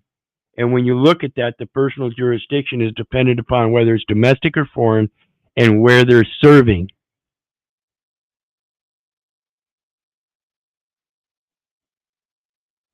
They're always serving in a state. They don't serve the United States because nobody lives in the United States. They either live in Washington, D.C. or one of the cities of the states. You understand that? Okay. This is the service of process, the diplomatic channels of notice that are being violated in regards to United States citizens that aren't registered in the United States. No wonder they're not mailing service to the United States. No wonder they're not using proper diplomatic channels of notice, because most people don't understand this stuff. So let's take a look at Rule 4, summons. Contents, amendments. Contents, a summons must name a court and the parties.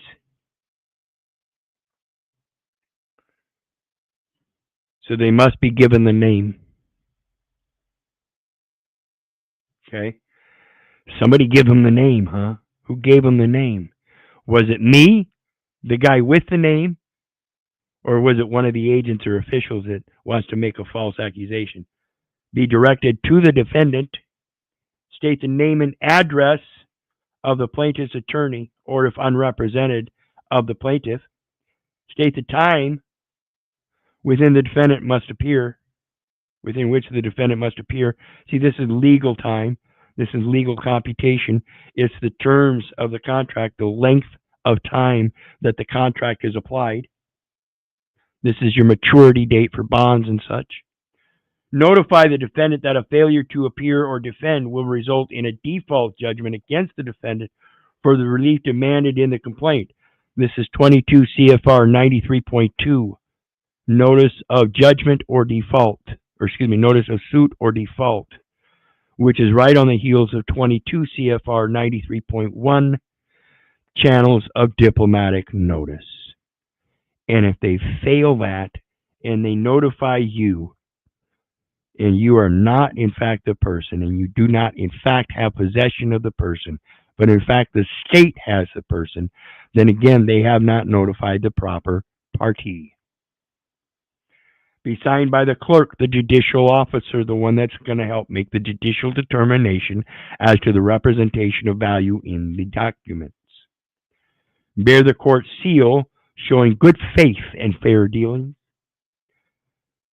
Amendments, the court may permit a summons to be amended. 2, issuance on or after filing the complaint, blah, blah, blah, blah. Service, in general, a service or a summons must be served with a copy of the complaint. The plaintiff is responsible for having the summons and complaint served within the time allowed by Rule 4M and must furnish the necessary copies to the person who makes service, not the person that receives it. Postal rule. It's considered served when the person who makes service receives it, not the actual receiver at the end of the line, the one they call defendant. So that if they don't find the defendant, the one who makes service gives it back to them, and all they do is say, well, we made a diligent effort to contact and couldn't find them. So then they prosecute even though you're not there. Okay? 11 cases they adjudicated with me without appearing. Yet they never gave me a failure to appear either. Okay? Here it says number 3, by a marshal or someone specially appointed. They're relooking this because this, by a marshal, is a diminution of the marshal's responsibilities. They're above the service point of things, service of process for these kinds of things. They're more a military enforcement of tactical response to retrieve people that are deemed dangerous and other such things. Okay. Waiving service. Requesting a waiver, an individual corporation or association that is subject to service under Rule 4E, F, or H has a duty to avoid unnecessary expenses of serving a summons. The plaintiff may notify such a defendant that an action has been commenced and request that the defendant waive service of summons. The notice and request must be in writing, to the individual, Failure to waive, time to answer after waiver, results of filing a waiver, jurisdiction and venue not waived. Waiving service of a summons does not waive any objection to personal jurisdiction or venue. And why we were talking about subject matter and personal jurisdiction, and like I explained, the state statutes don't have subject matter jurisdiction unless they're holding to the constitutional context of the separation of powers, which is mentioned in the U.S. Constitution, or Article 10. Okay? And that goes to the venue, federal question for federal removal. That jurisdiction is not waived. By waiving service of summons or having the presumption that you didn't receive summons and failed to appear, you still don't waive any objection to personal jurisdiction or to venue. And the proper objections here are to personal jurisdiction and to venue, not to personal jurisdiction and subject matter, but the jurisdiction and subject matter is lacking as well. When you look at the 12B, look at all 7 elements, and you'll find that all 7 of them actually fail. Serving an individual within a judicial district of the United States. Bringing in the judicial element again, which is a federal court. The state administrative law judges are using their own interpretations and not handing down the legislative determinations already made through the judiciary. So serving an individual within a judicial district of the United States, unless federal law provides otherwise, an individual other than a minor, an incompetent person, or person whose waiver has been filed may be served in a judicial district of the United States. The judicial district of the United States is the Supreme Court.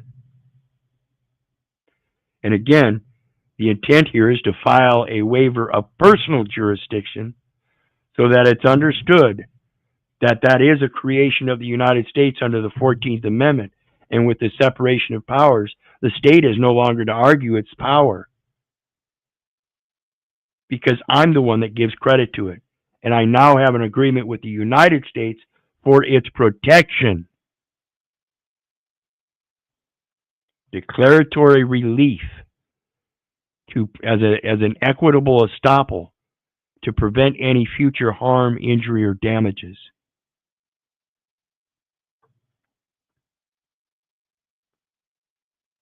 Let's see, what's the next one?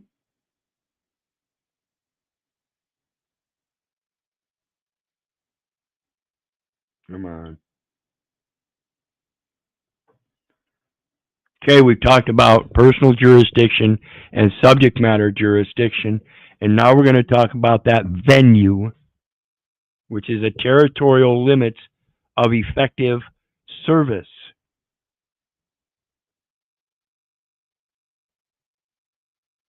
If it's in regards to a United States citizen, you must serve the indispensable party, the United States business itself.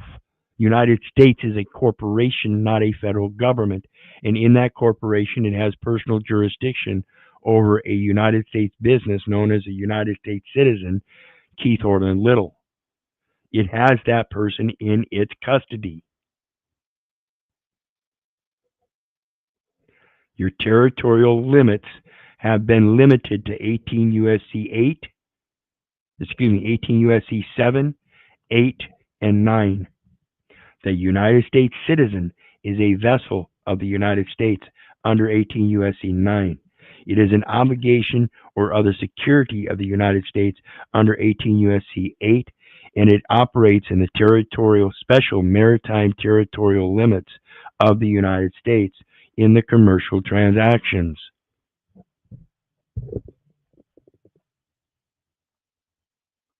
That's it. That's the whole key, is handing that person over to the United States to limit the territorial jurisdiction to the United States.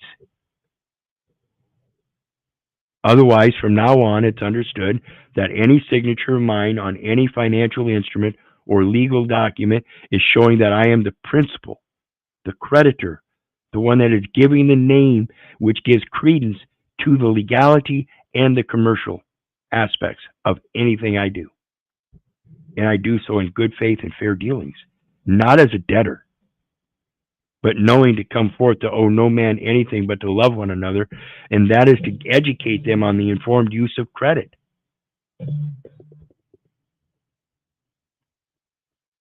So let's take a look at Rule 22 CFR 93.1, as I mentioned. Service through the diplomatic channel. The Director of the Office of Special Consular Services in the Bureau of Consular Affairs, Department of State, shall perform the duties of the Secretary of State under 1608 A4 of Title 28, the Judiciary, United States Code. So again, it's because they have to consult with me to get all data elements. I was the one that didn't understand it before. Now that I've done my research, and I think I believe I comprehend it fully, there might be some minor things here or there that would help fill in certain things, but I think I understand it full enough to make things better, to make sure that things are done better. When the clerk of the court concerned sends documents under 1608 of Title 28, United States Code, the managing director of Overseas Citizen Service shall promptly ascertain if the documents include the required copies of the notice of suit and the summons and complaint or default judgment.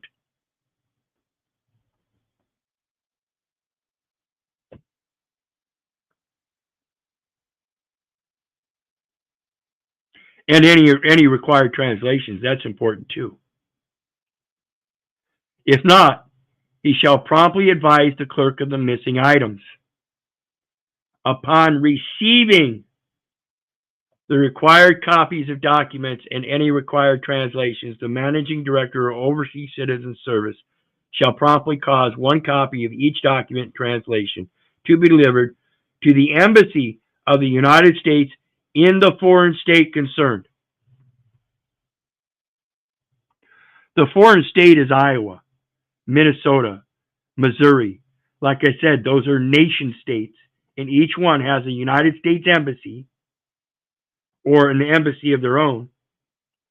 And this is where the diplomatic etiquette is supposed to be held.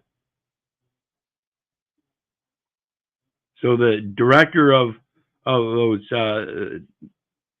at that embassy, and the embassy shall promptly deliver them to the foreign ministry or other appropriate authority of the foreign state. Or if the foreign state so requests,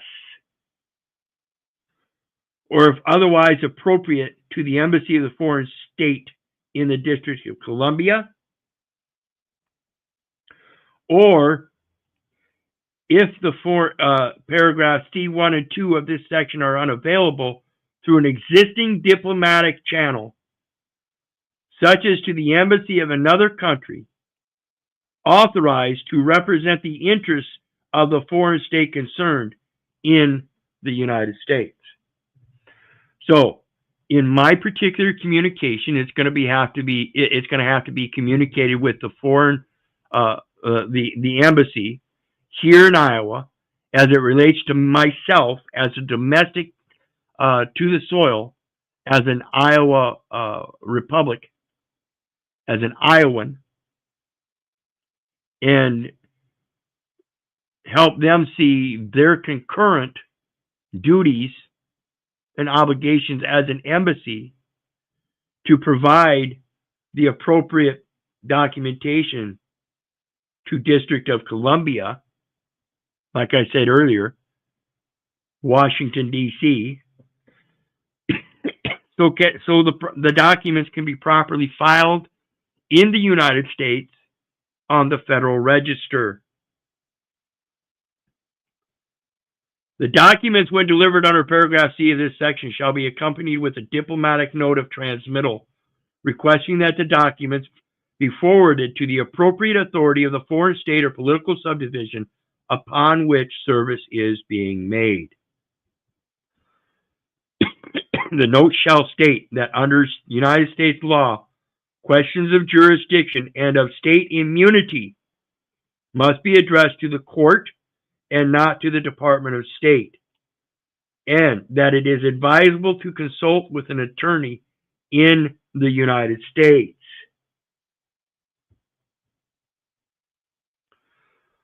Okay?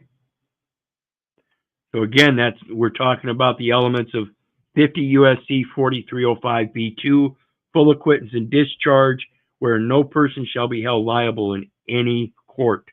So we're not talking about liability. We're addressing the court as a matter of peace to set the record straight. A matter of diplomacy, international etiquette. Okay? If the documents are delivered under paragraph C1 of this section, the Embassy of the United States shall promptly transmit by diplomatic pouch to the Managing Director of Overseas Citizen Service a certified copy of the diplomatic note of transmittal. If the documents are delivered under paragraph C2 or 3 of this section, the Managing Director for Overseas Citizen Service shall prepare a certified copy of the diplomatic note of transmittal. In each case, the certification shall state the date and place the documents were delivered. The Managing Director for Overseas Citizen Service shall then promptly send the certified copy to the clerk of the court concerned. Section 1608A is the Foreign Sovereign Immunities Act, folks. That's what we were talking about earlier with the indemnification. When you give proper service with the proper etiquette and using proper clarity and conscience, you come with clean hands. No person shall be held liable in any court. We're helping enforce their immunities so long as they operate within their judicial discretions, within their administrative discretions, within their executive discretions, within their legislative discretions, and I have to act accordingly in my foreign position to be able to comprehend those languages. Let no tongue prosper, and ye shall rise up against any judgments. This is the inheritance of the servants of the Lord, and the righteousness of me, being careful to maintain good works, so that the words that I hear, even though they may be foreign, I must learn to comprehend them, so they're not used against me, and I become part of the downfall. Okay? So let's talk about that Rule 12b. Rule 12B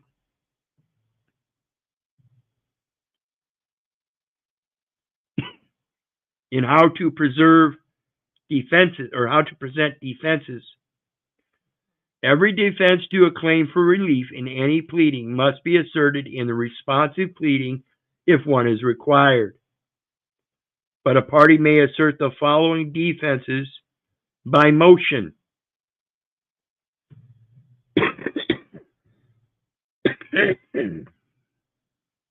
So, excuse me.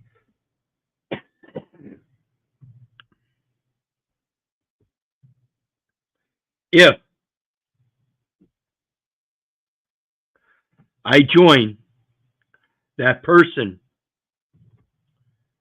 like I've been explaining with the United States, Part 7 here says failure to join a party under Rule 19. What is Rule 19? Required joinder of parties. Persons required to be joined if feasible. Required party. A person who is subject to service of process and whose joinder will not deprive the court of subject matter jurisdiction must be joined as a party if, in that person's absence, the court cannot accord complete relief among existing parties. Guess what? If that personal jurisdiction is handed over, and like I said, it's a constitutional issue, and that's a separation of powers as to the United States Constitution and federal government and the judicial determination had by them, not by the states, then it seems to me you must join the United States in the interest of the United States and on the account of the United States for full acquittance and discharge, again, and for the person making the same, so that no person shall be held liable in any court. 50 U.S.C. 4305 B2, Trading with the Enemy Act. That person claims an interest relating to the subject of the action and is so situated that disposing of the action in the person's absence may, as a practical matter, impair or impede the person's ability to protect the interest. So far to this day, myself and millions of other Americans, known as Iowans, Missourians, Minnesotans, Texans, have been misidentified as residents and United States citizens, and therefore aren't able to protect the interest of the United States. Only the United States can protect that interest.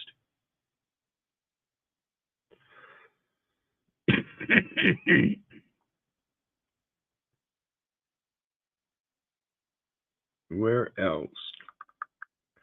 I think that may be it. Yeah, and the next one is the joinder by the statutes.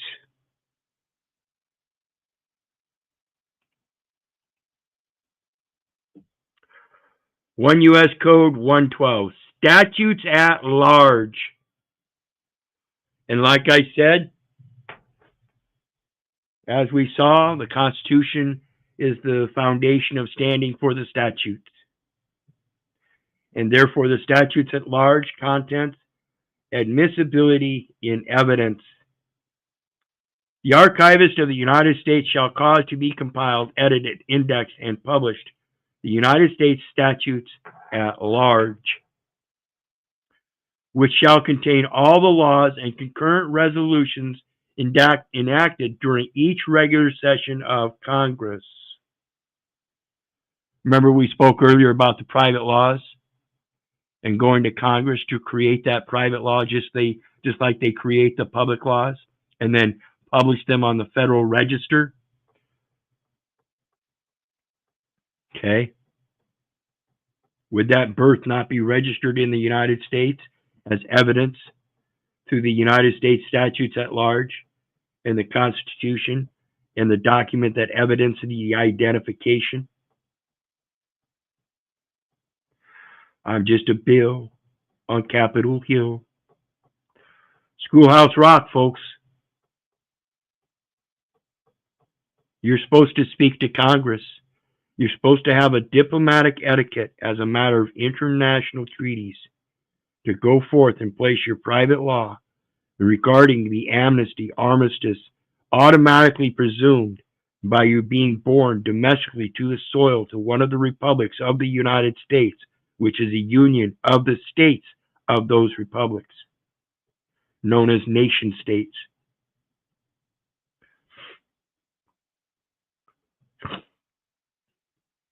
All proclamations by the President in the numbered series issued since the date of the adjournment of the regular session of Congress next proceeding, and also any amendments to the Constitution of the United States proposed or ratified pursuant to Article 5 thereof since that date, together with the certificate of Archivist of the United States issued in compliance with the provisions contained in Section 106B of this title.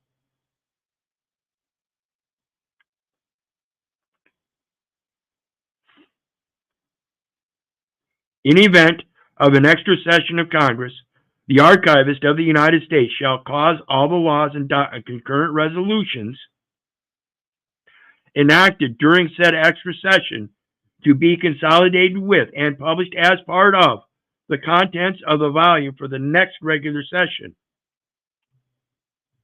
The United States statutes at large shall be legal evidence of laws, concurrent resolutions, treaties, international agreements, other than treaties, proclamations by the President, and proposed or ratified amendments to the Constitution of the United States therein contained, and in all the courts of the United States, the several states, and the territories and insular possessions of the United States. What does this mean, folks?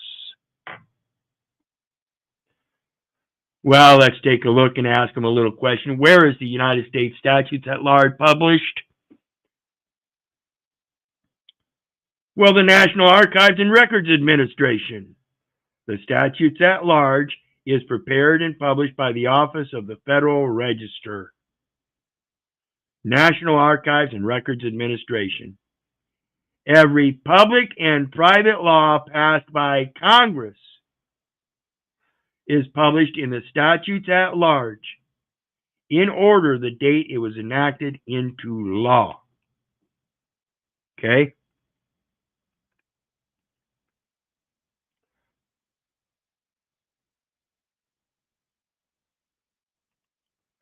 National Archives and Record Administration,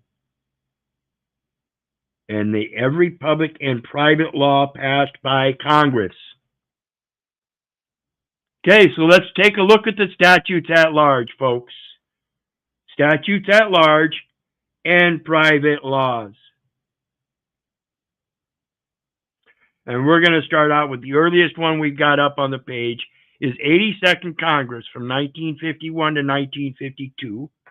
This is the same Congress in their statutes at large, their public laws, and their congressional record. The National Archives states that the Congress investigated the Lawyers Guild and determined that by definition they were communists. In that same session, the 82nd Congress, let me go down to the bottom here, because there's a lot of them, folks. So as we start out, we're at the bottom, and it says S59. So this is a Senate resolution. Okay?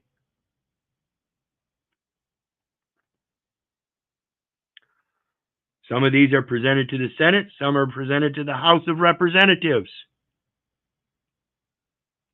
Senate, House of Representatives. You got to go to Congress. You got to go to your representatives, folks. Okay? These are private laws. And this one here is an act for the relief of Vernon Crudge. 65 stat A3 PDF 249 kilobytes. So we've got an electronic record here. And when we click on it, it says private laws, first session, 82nd Congress, private law 1. This is when they started making private laws, folks. Okay? What is a private law? It's a private contract. Be enacted by the Senate and House of Representatives of the United States of America in Congress assembled that for the purposes of immigration and naturalization laws, Vernon Crutch, who was born in China of British parents, shall be deemed to have been born in Great Britain,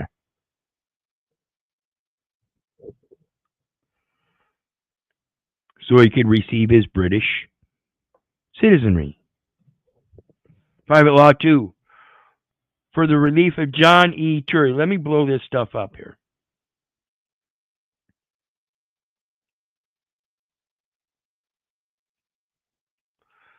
Okay. Be enacted by the by the Senate and House of Representatives of the United States of America and Congress assembled, that notwithstanding the provision of subsection B and C of sections 404 of the Nationality Act of 1940, John E. Turley and Edward H. Turley, honorably discharged United States citizen veterans of World War II, shall be held and considered to have retained their United States citizenship regardless of any period of residence outside of the United States, provided that the said John E. Turley and Edward H. Turley return to the United States for permanent residence within 1 year following the effective date of this act.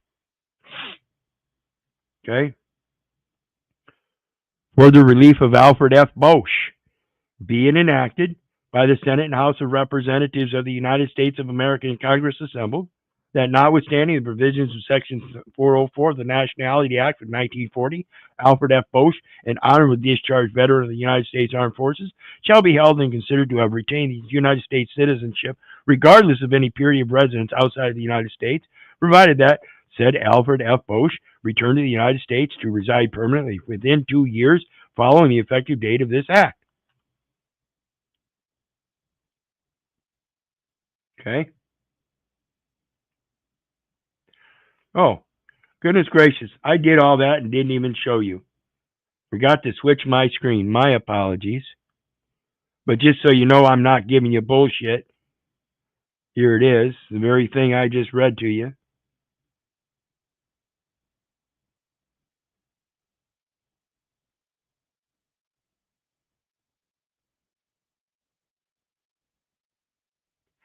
This way you've got it on video. You can stop and pause it. Check it out verbatim. Government Publishing Office. Authenticated U.S. government information. Okay. Let's go back here. And that's the first one, 3/1/1951. Okay. As we go up, let's go up, let's go up, let's go up. Let's see if something else. An act for the relief of Sidney Young Hughes. Just pick and choose one here. Go over here. Because they're not all going to be the same as regards to nationality and verbiage and stuff, right?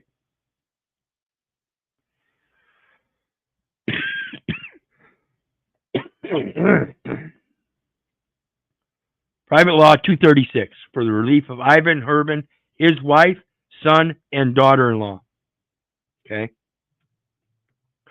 Blah, blah, blah, be it enacted. That, for the purpose of immigration and naturalization laws, Ivan Herbin, his wife, Melina, his son, Milan, and his daughter-in-law, Marta, shall be held and considered to have been lawfully admitted to the United States for permanent residence as of the date of the enactment of this act upon the payment of the required visa fees and head taxes.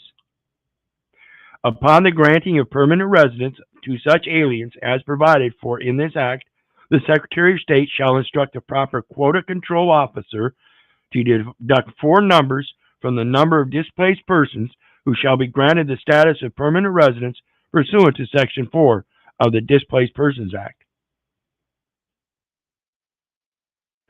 Gives you all kinds of information to start researching and finding out how and what these private laws are, how you can affect them as contracts with the federal government that are now enforceable as private contracts, and the states and their public contracting cannot violate them because now it's a matter of a treaty with the United States, an armistice, an amnesty, an indemnification. Okay? Showing the true separation of powers.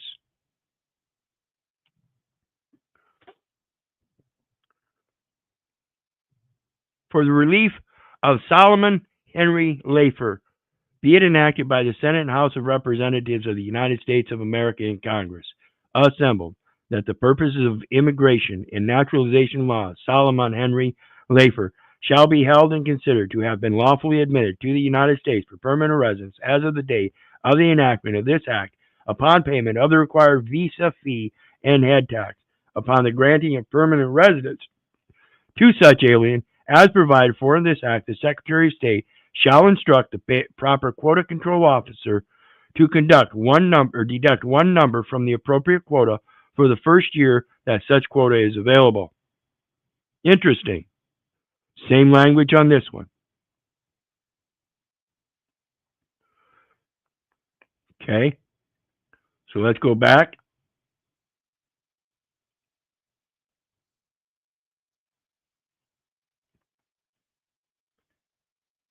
And we're going to scroll up even farther.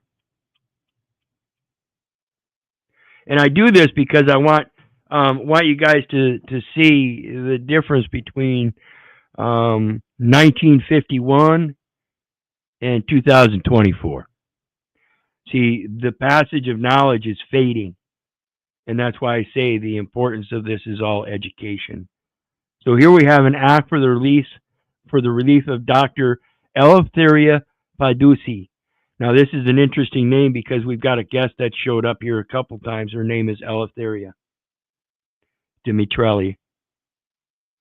So just a coincidence here. So let's click on it. And let's open up this tab instead. Let's blow it up for everybody.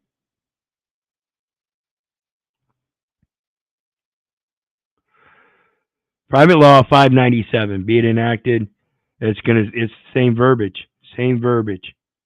Permanent residence.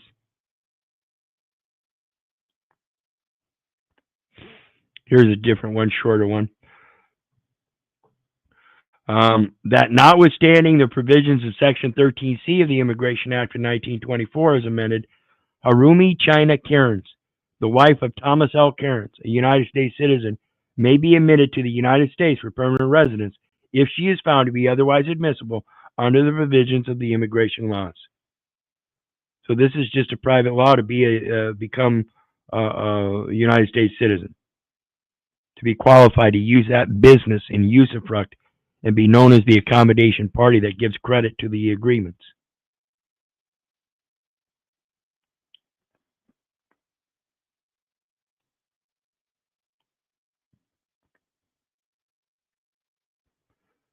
I want to find one that's really got some verbiage.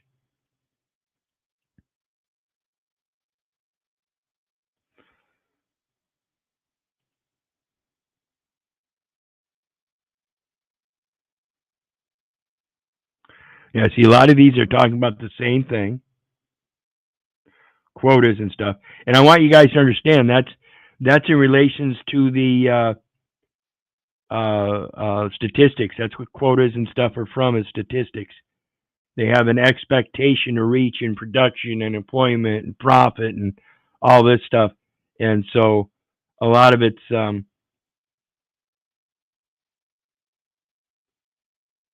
well, all of it is an extension of the Bureau of Vital Statistics, which I want you guys to understand is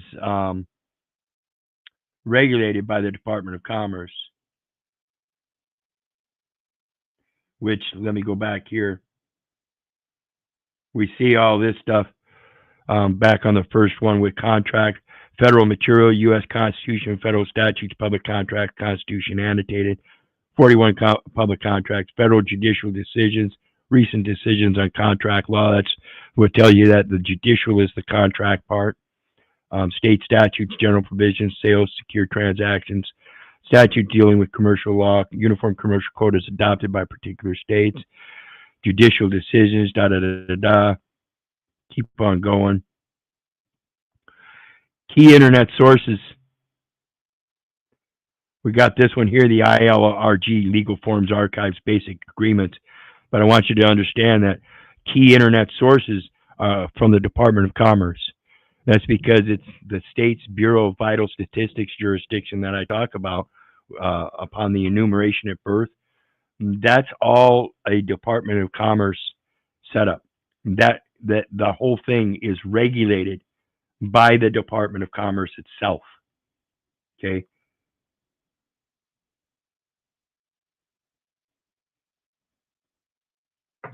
It's telling me, says your browser has lost connection to your screen share audio. Try sharing your screen again. Restart your browser if this continues to be a problem. Are you guys getting my browser down there? Are you still hearing me? Help me out here.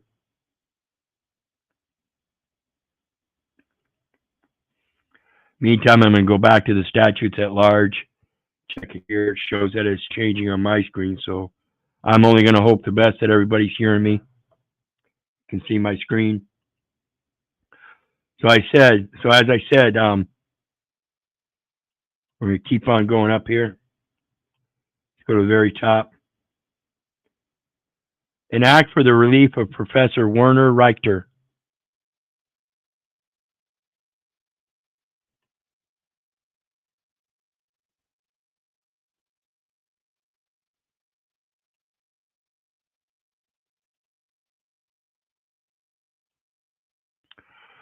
Private relief law for the relief of Professor Werner Richter and Professor Max Horkheimer. Blah, blah, blah, that the provisions of subsection B of section 404 of the Nationality Act of 1940 as amended shall not be held to be applicable to Professor Werner Richter and Professor Max Horkheimer, provided that the said persons return to the United States for permanent residence within 2 years following the effective date of this act. Okay, and they state 8 U.S.C. 804 statute 54 stat 1170. Okay, let's go back to the statutes at large now. Now we're going to go up here, and like I said, this is the 82nd Congress from 1952 to 1951, and you can see that page is long. It's got a lot of them on there, right? I mean, we keep on going, keep on going, keep on going, keep on going, keep on going. I mean, there's quite a few of them there, right? Keep on going, keep on going, keep on going. A lot of private laws there, folks. These are all on the Federal Register. That's why they still show up today, right? Tell me where the knowledge is gone as we scoot back up here and we go up. Oops, what am I doing? We go up to 118th Congress, 2023 to 2024. 118th Congress, no private law numbers were assigned. You see what happened? People quit going to Congress.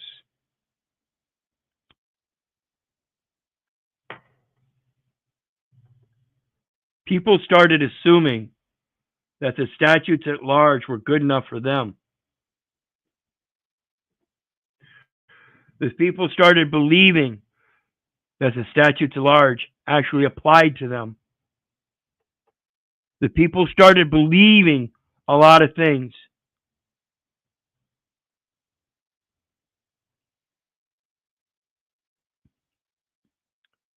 Let's go to 2021, 2022. There's 3 of them. Private law for the relief of Rebecca Trimble, 12/27/2022. Let's see what the language says here.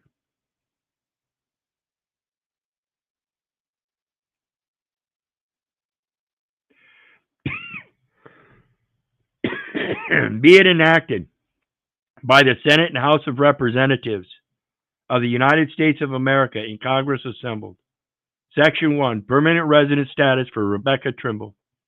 In general, notwithstanding subsections A and B of Section 201 of the Immigration and Nationality Act, 8 U.S.C. 1151, Rebecca Trimble shall be eligible for the issuance of an immigrant visa or for adjustment of status to that of an alien lawfully admitted for permanent residence on filing an application for issuance of an immigrant visa under Section 204 of that Act, 8 U.S.C. 1154, or for adjustment of status to lawful permanent resident.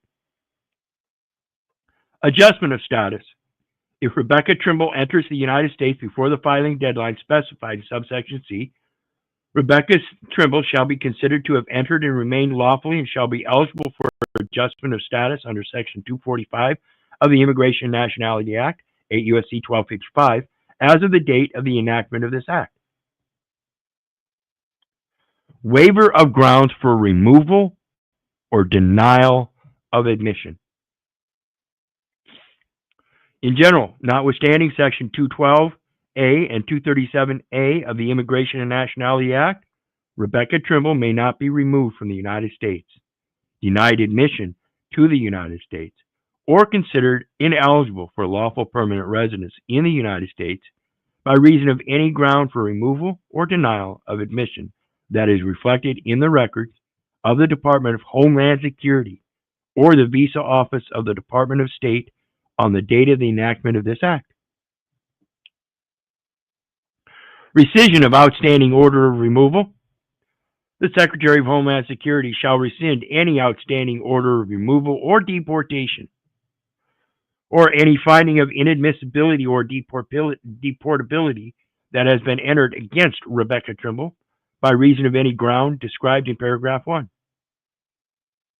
Application and payment of fees. Subsection A and B shall apply only if the application for issuance of immigrant visas or the application for adjustment of status are filed with appropriate fees within 2 years after the date of the enactment of this act. Reduction of immigrant visa numbers. Upon the granting of immigrant visas of permanent residence to Rebecca Trimble, the Secretary of State shall instruct the proper officer to reduce by 1 during the current or next following fiscal year the total number of immigrant visas that are made available to natives of the country of birth of Rebecca Trimble under Section 203A of the Immigration and Nationality Act, 8 U.S.C. 1153A, or, if applicable, the total number of immigrant visas that are made available to natives of the country of birth of Rebecca Trimble under Section 202E of that Act, 8 U.S.C. 1152E. And this is why I spoke about the states and their nationality. Those are nation states. And that driver's license for interstate or intrastate travel and commerce and traffic and transportation and trade.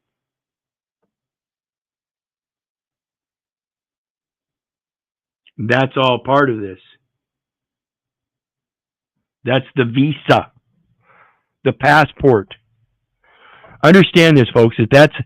If you're required to have a passport to leave one country and go into another, leave one nation and go to another nation, why is it that driver's license or that state ID works in all those different states? Granted, some of them are going to try to convince you that, oh no, you got to have a Georgia driver's license. No, you have to show that we have to have a Georgia's driver's license as a resident of the state in order for you to press them charges against a resident of the state. Otherwise, you're making a false claim against a resident of another state and not using the proper territorial jurisdiction under 18 U.S.C. 7 to bring in a vessel of the United States to bring that person of another state into your state courts.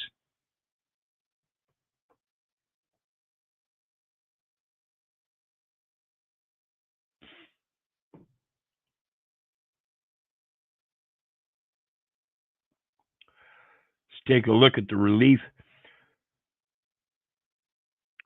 for Arpita Kurtikar and Girish Kurtikar and Vandana Kurtikar. Come on.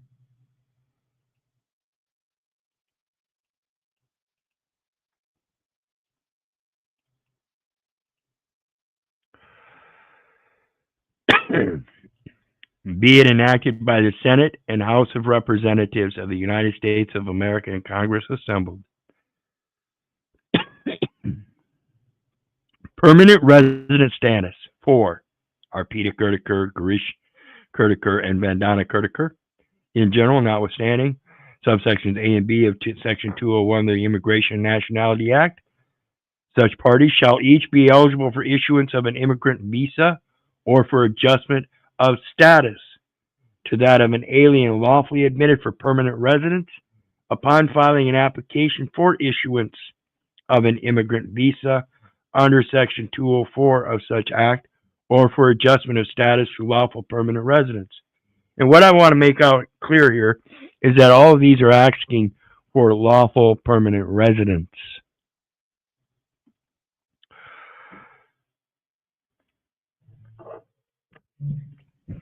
I don't know if I could do that. I don't know if I could ask for lawful permanent residence, knowing that I'm a stranger and sojourner with our Father which art in heaven, across all of his lands which shall not be sold forever, for I am a stranger and sojourner with him. Because I'm a stranger and sojourner with him, I have to take up that duty. Again, I don't know what my mouse is doing here. I have to take up that duty again of making sure that I'm rightly dividing his words of truth. I have to make sure that they understand I'm not applying for permanent residence because I live in this world, but I'm not of this world. One day I'm going to pass on, and I'm going to go back to where I came from, hopefully. And in the meantime, though I may dwell here and there, in other words, rest here and there as the thing dwells and slightly pauses before it comes back down, there's a dwell. A lot of people know this in the electronic world. Dwell is to rest. And I'm just here as a stranger and sojourner, so I might rest here and there.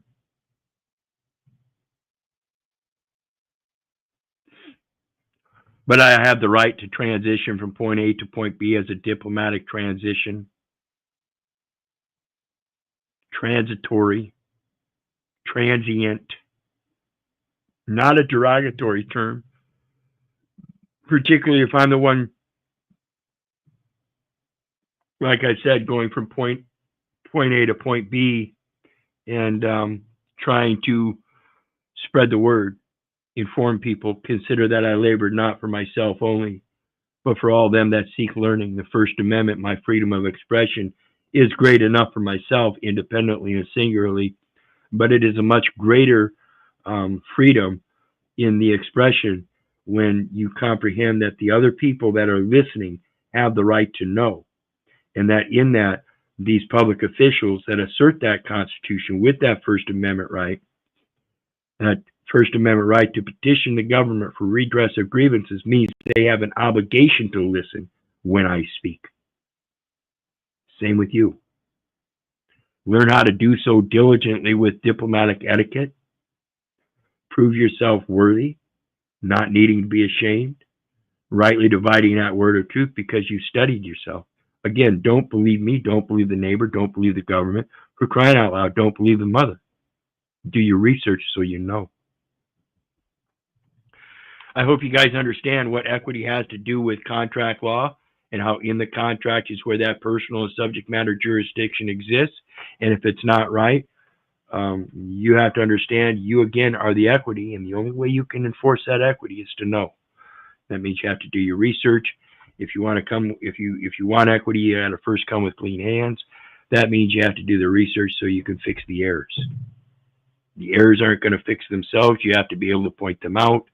You have to be diligent in knowing what those errors are, where they exist, the different grammars, the different types of errors, the error in being an accommodation party, the error in being the authorized representative in a legal capacity and being bound by some kind of law or statute. It's still all contract. Every last bit of it is contract. So in the meantime, you guys know me. I love you, but I don't give a rat's ass whether you love me back. That's to say, I don't care if you hate me. I don't care if you don't respect me. That part's on you. So may God bless you and have a good night. We'll see everybody next time. Be sure to hit that like, share, and subscribe. And of course, there's a PayPal link down there for anybody that wants to share some love. Always appreciated. And until next time, be blessed.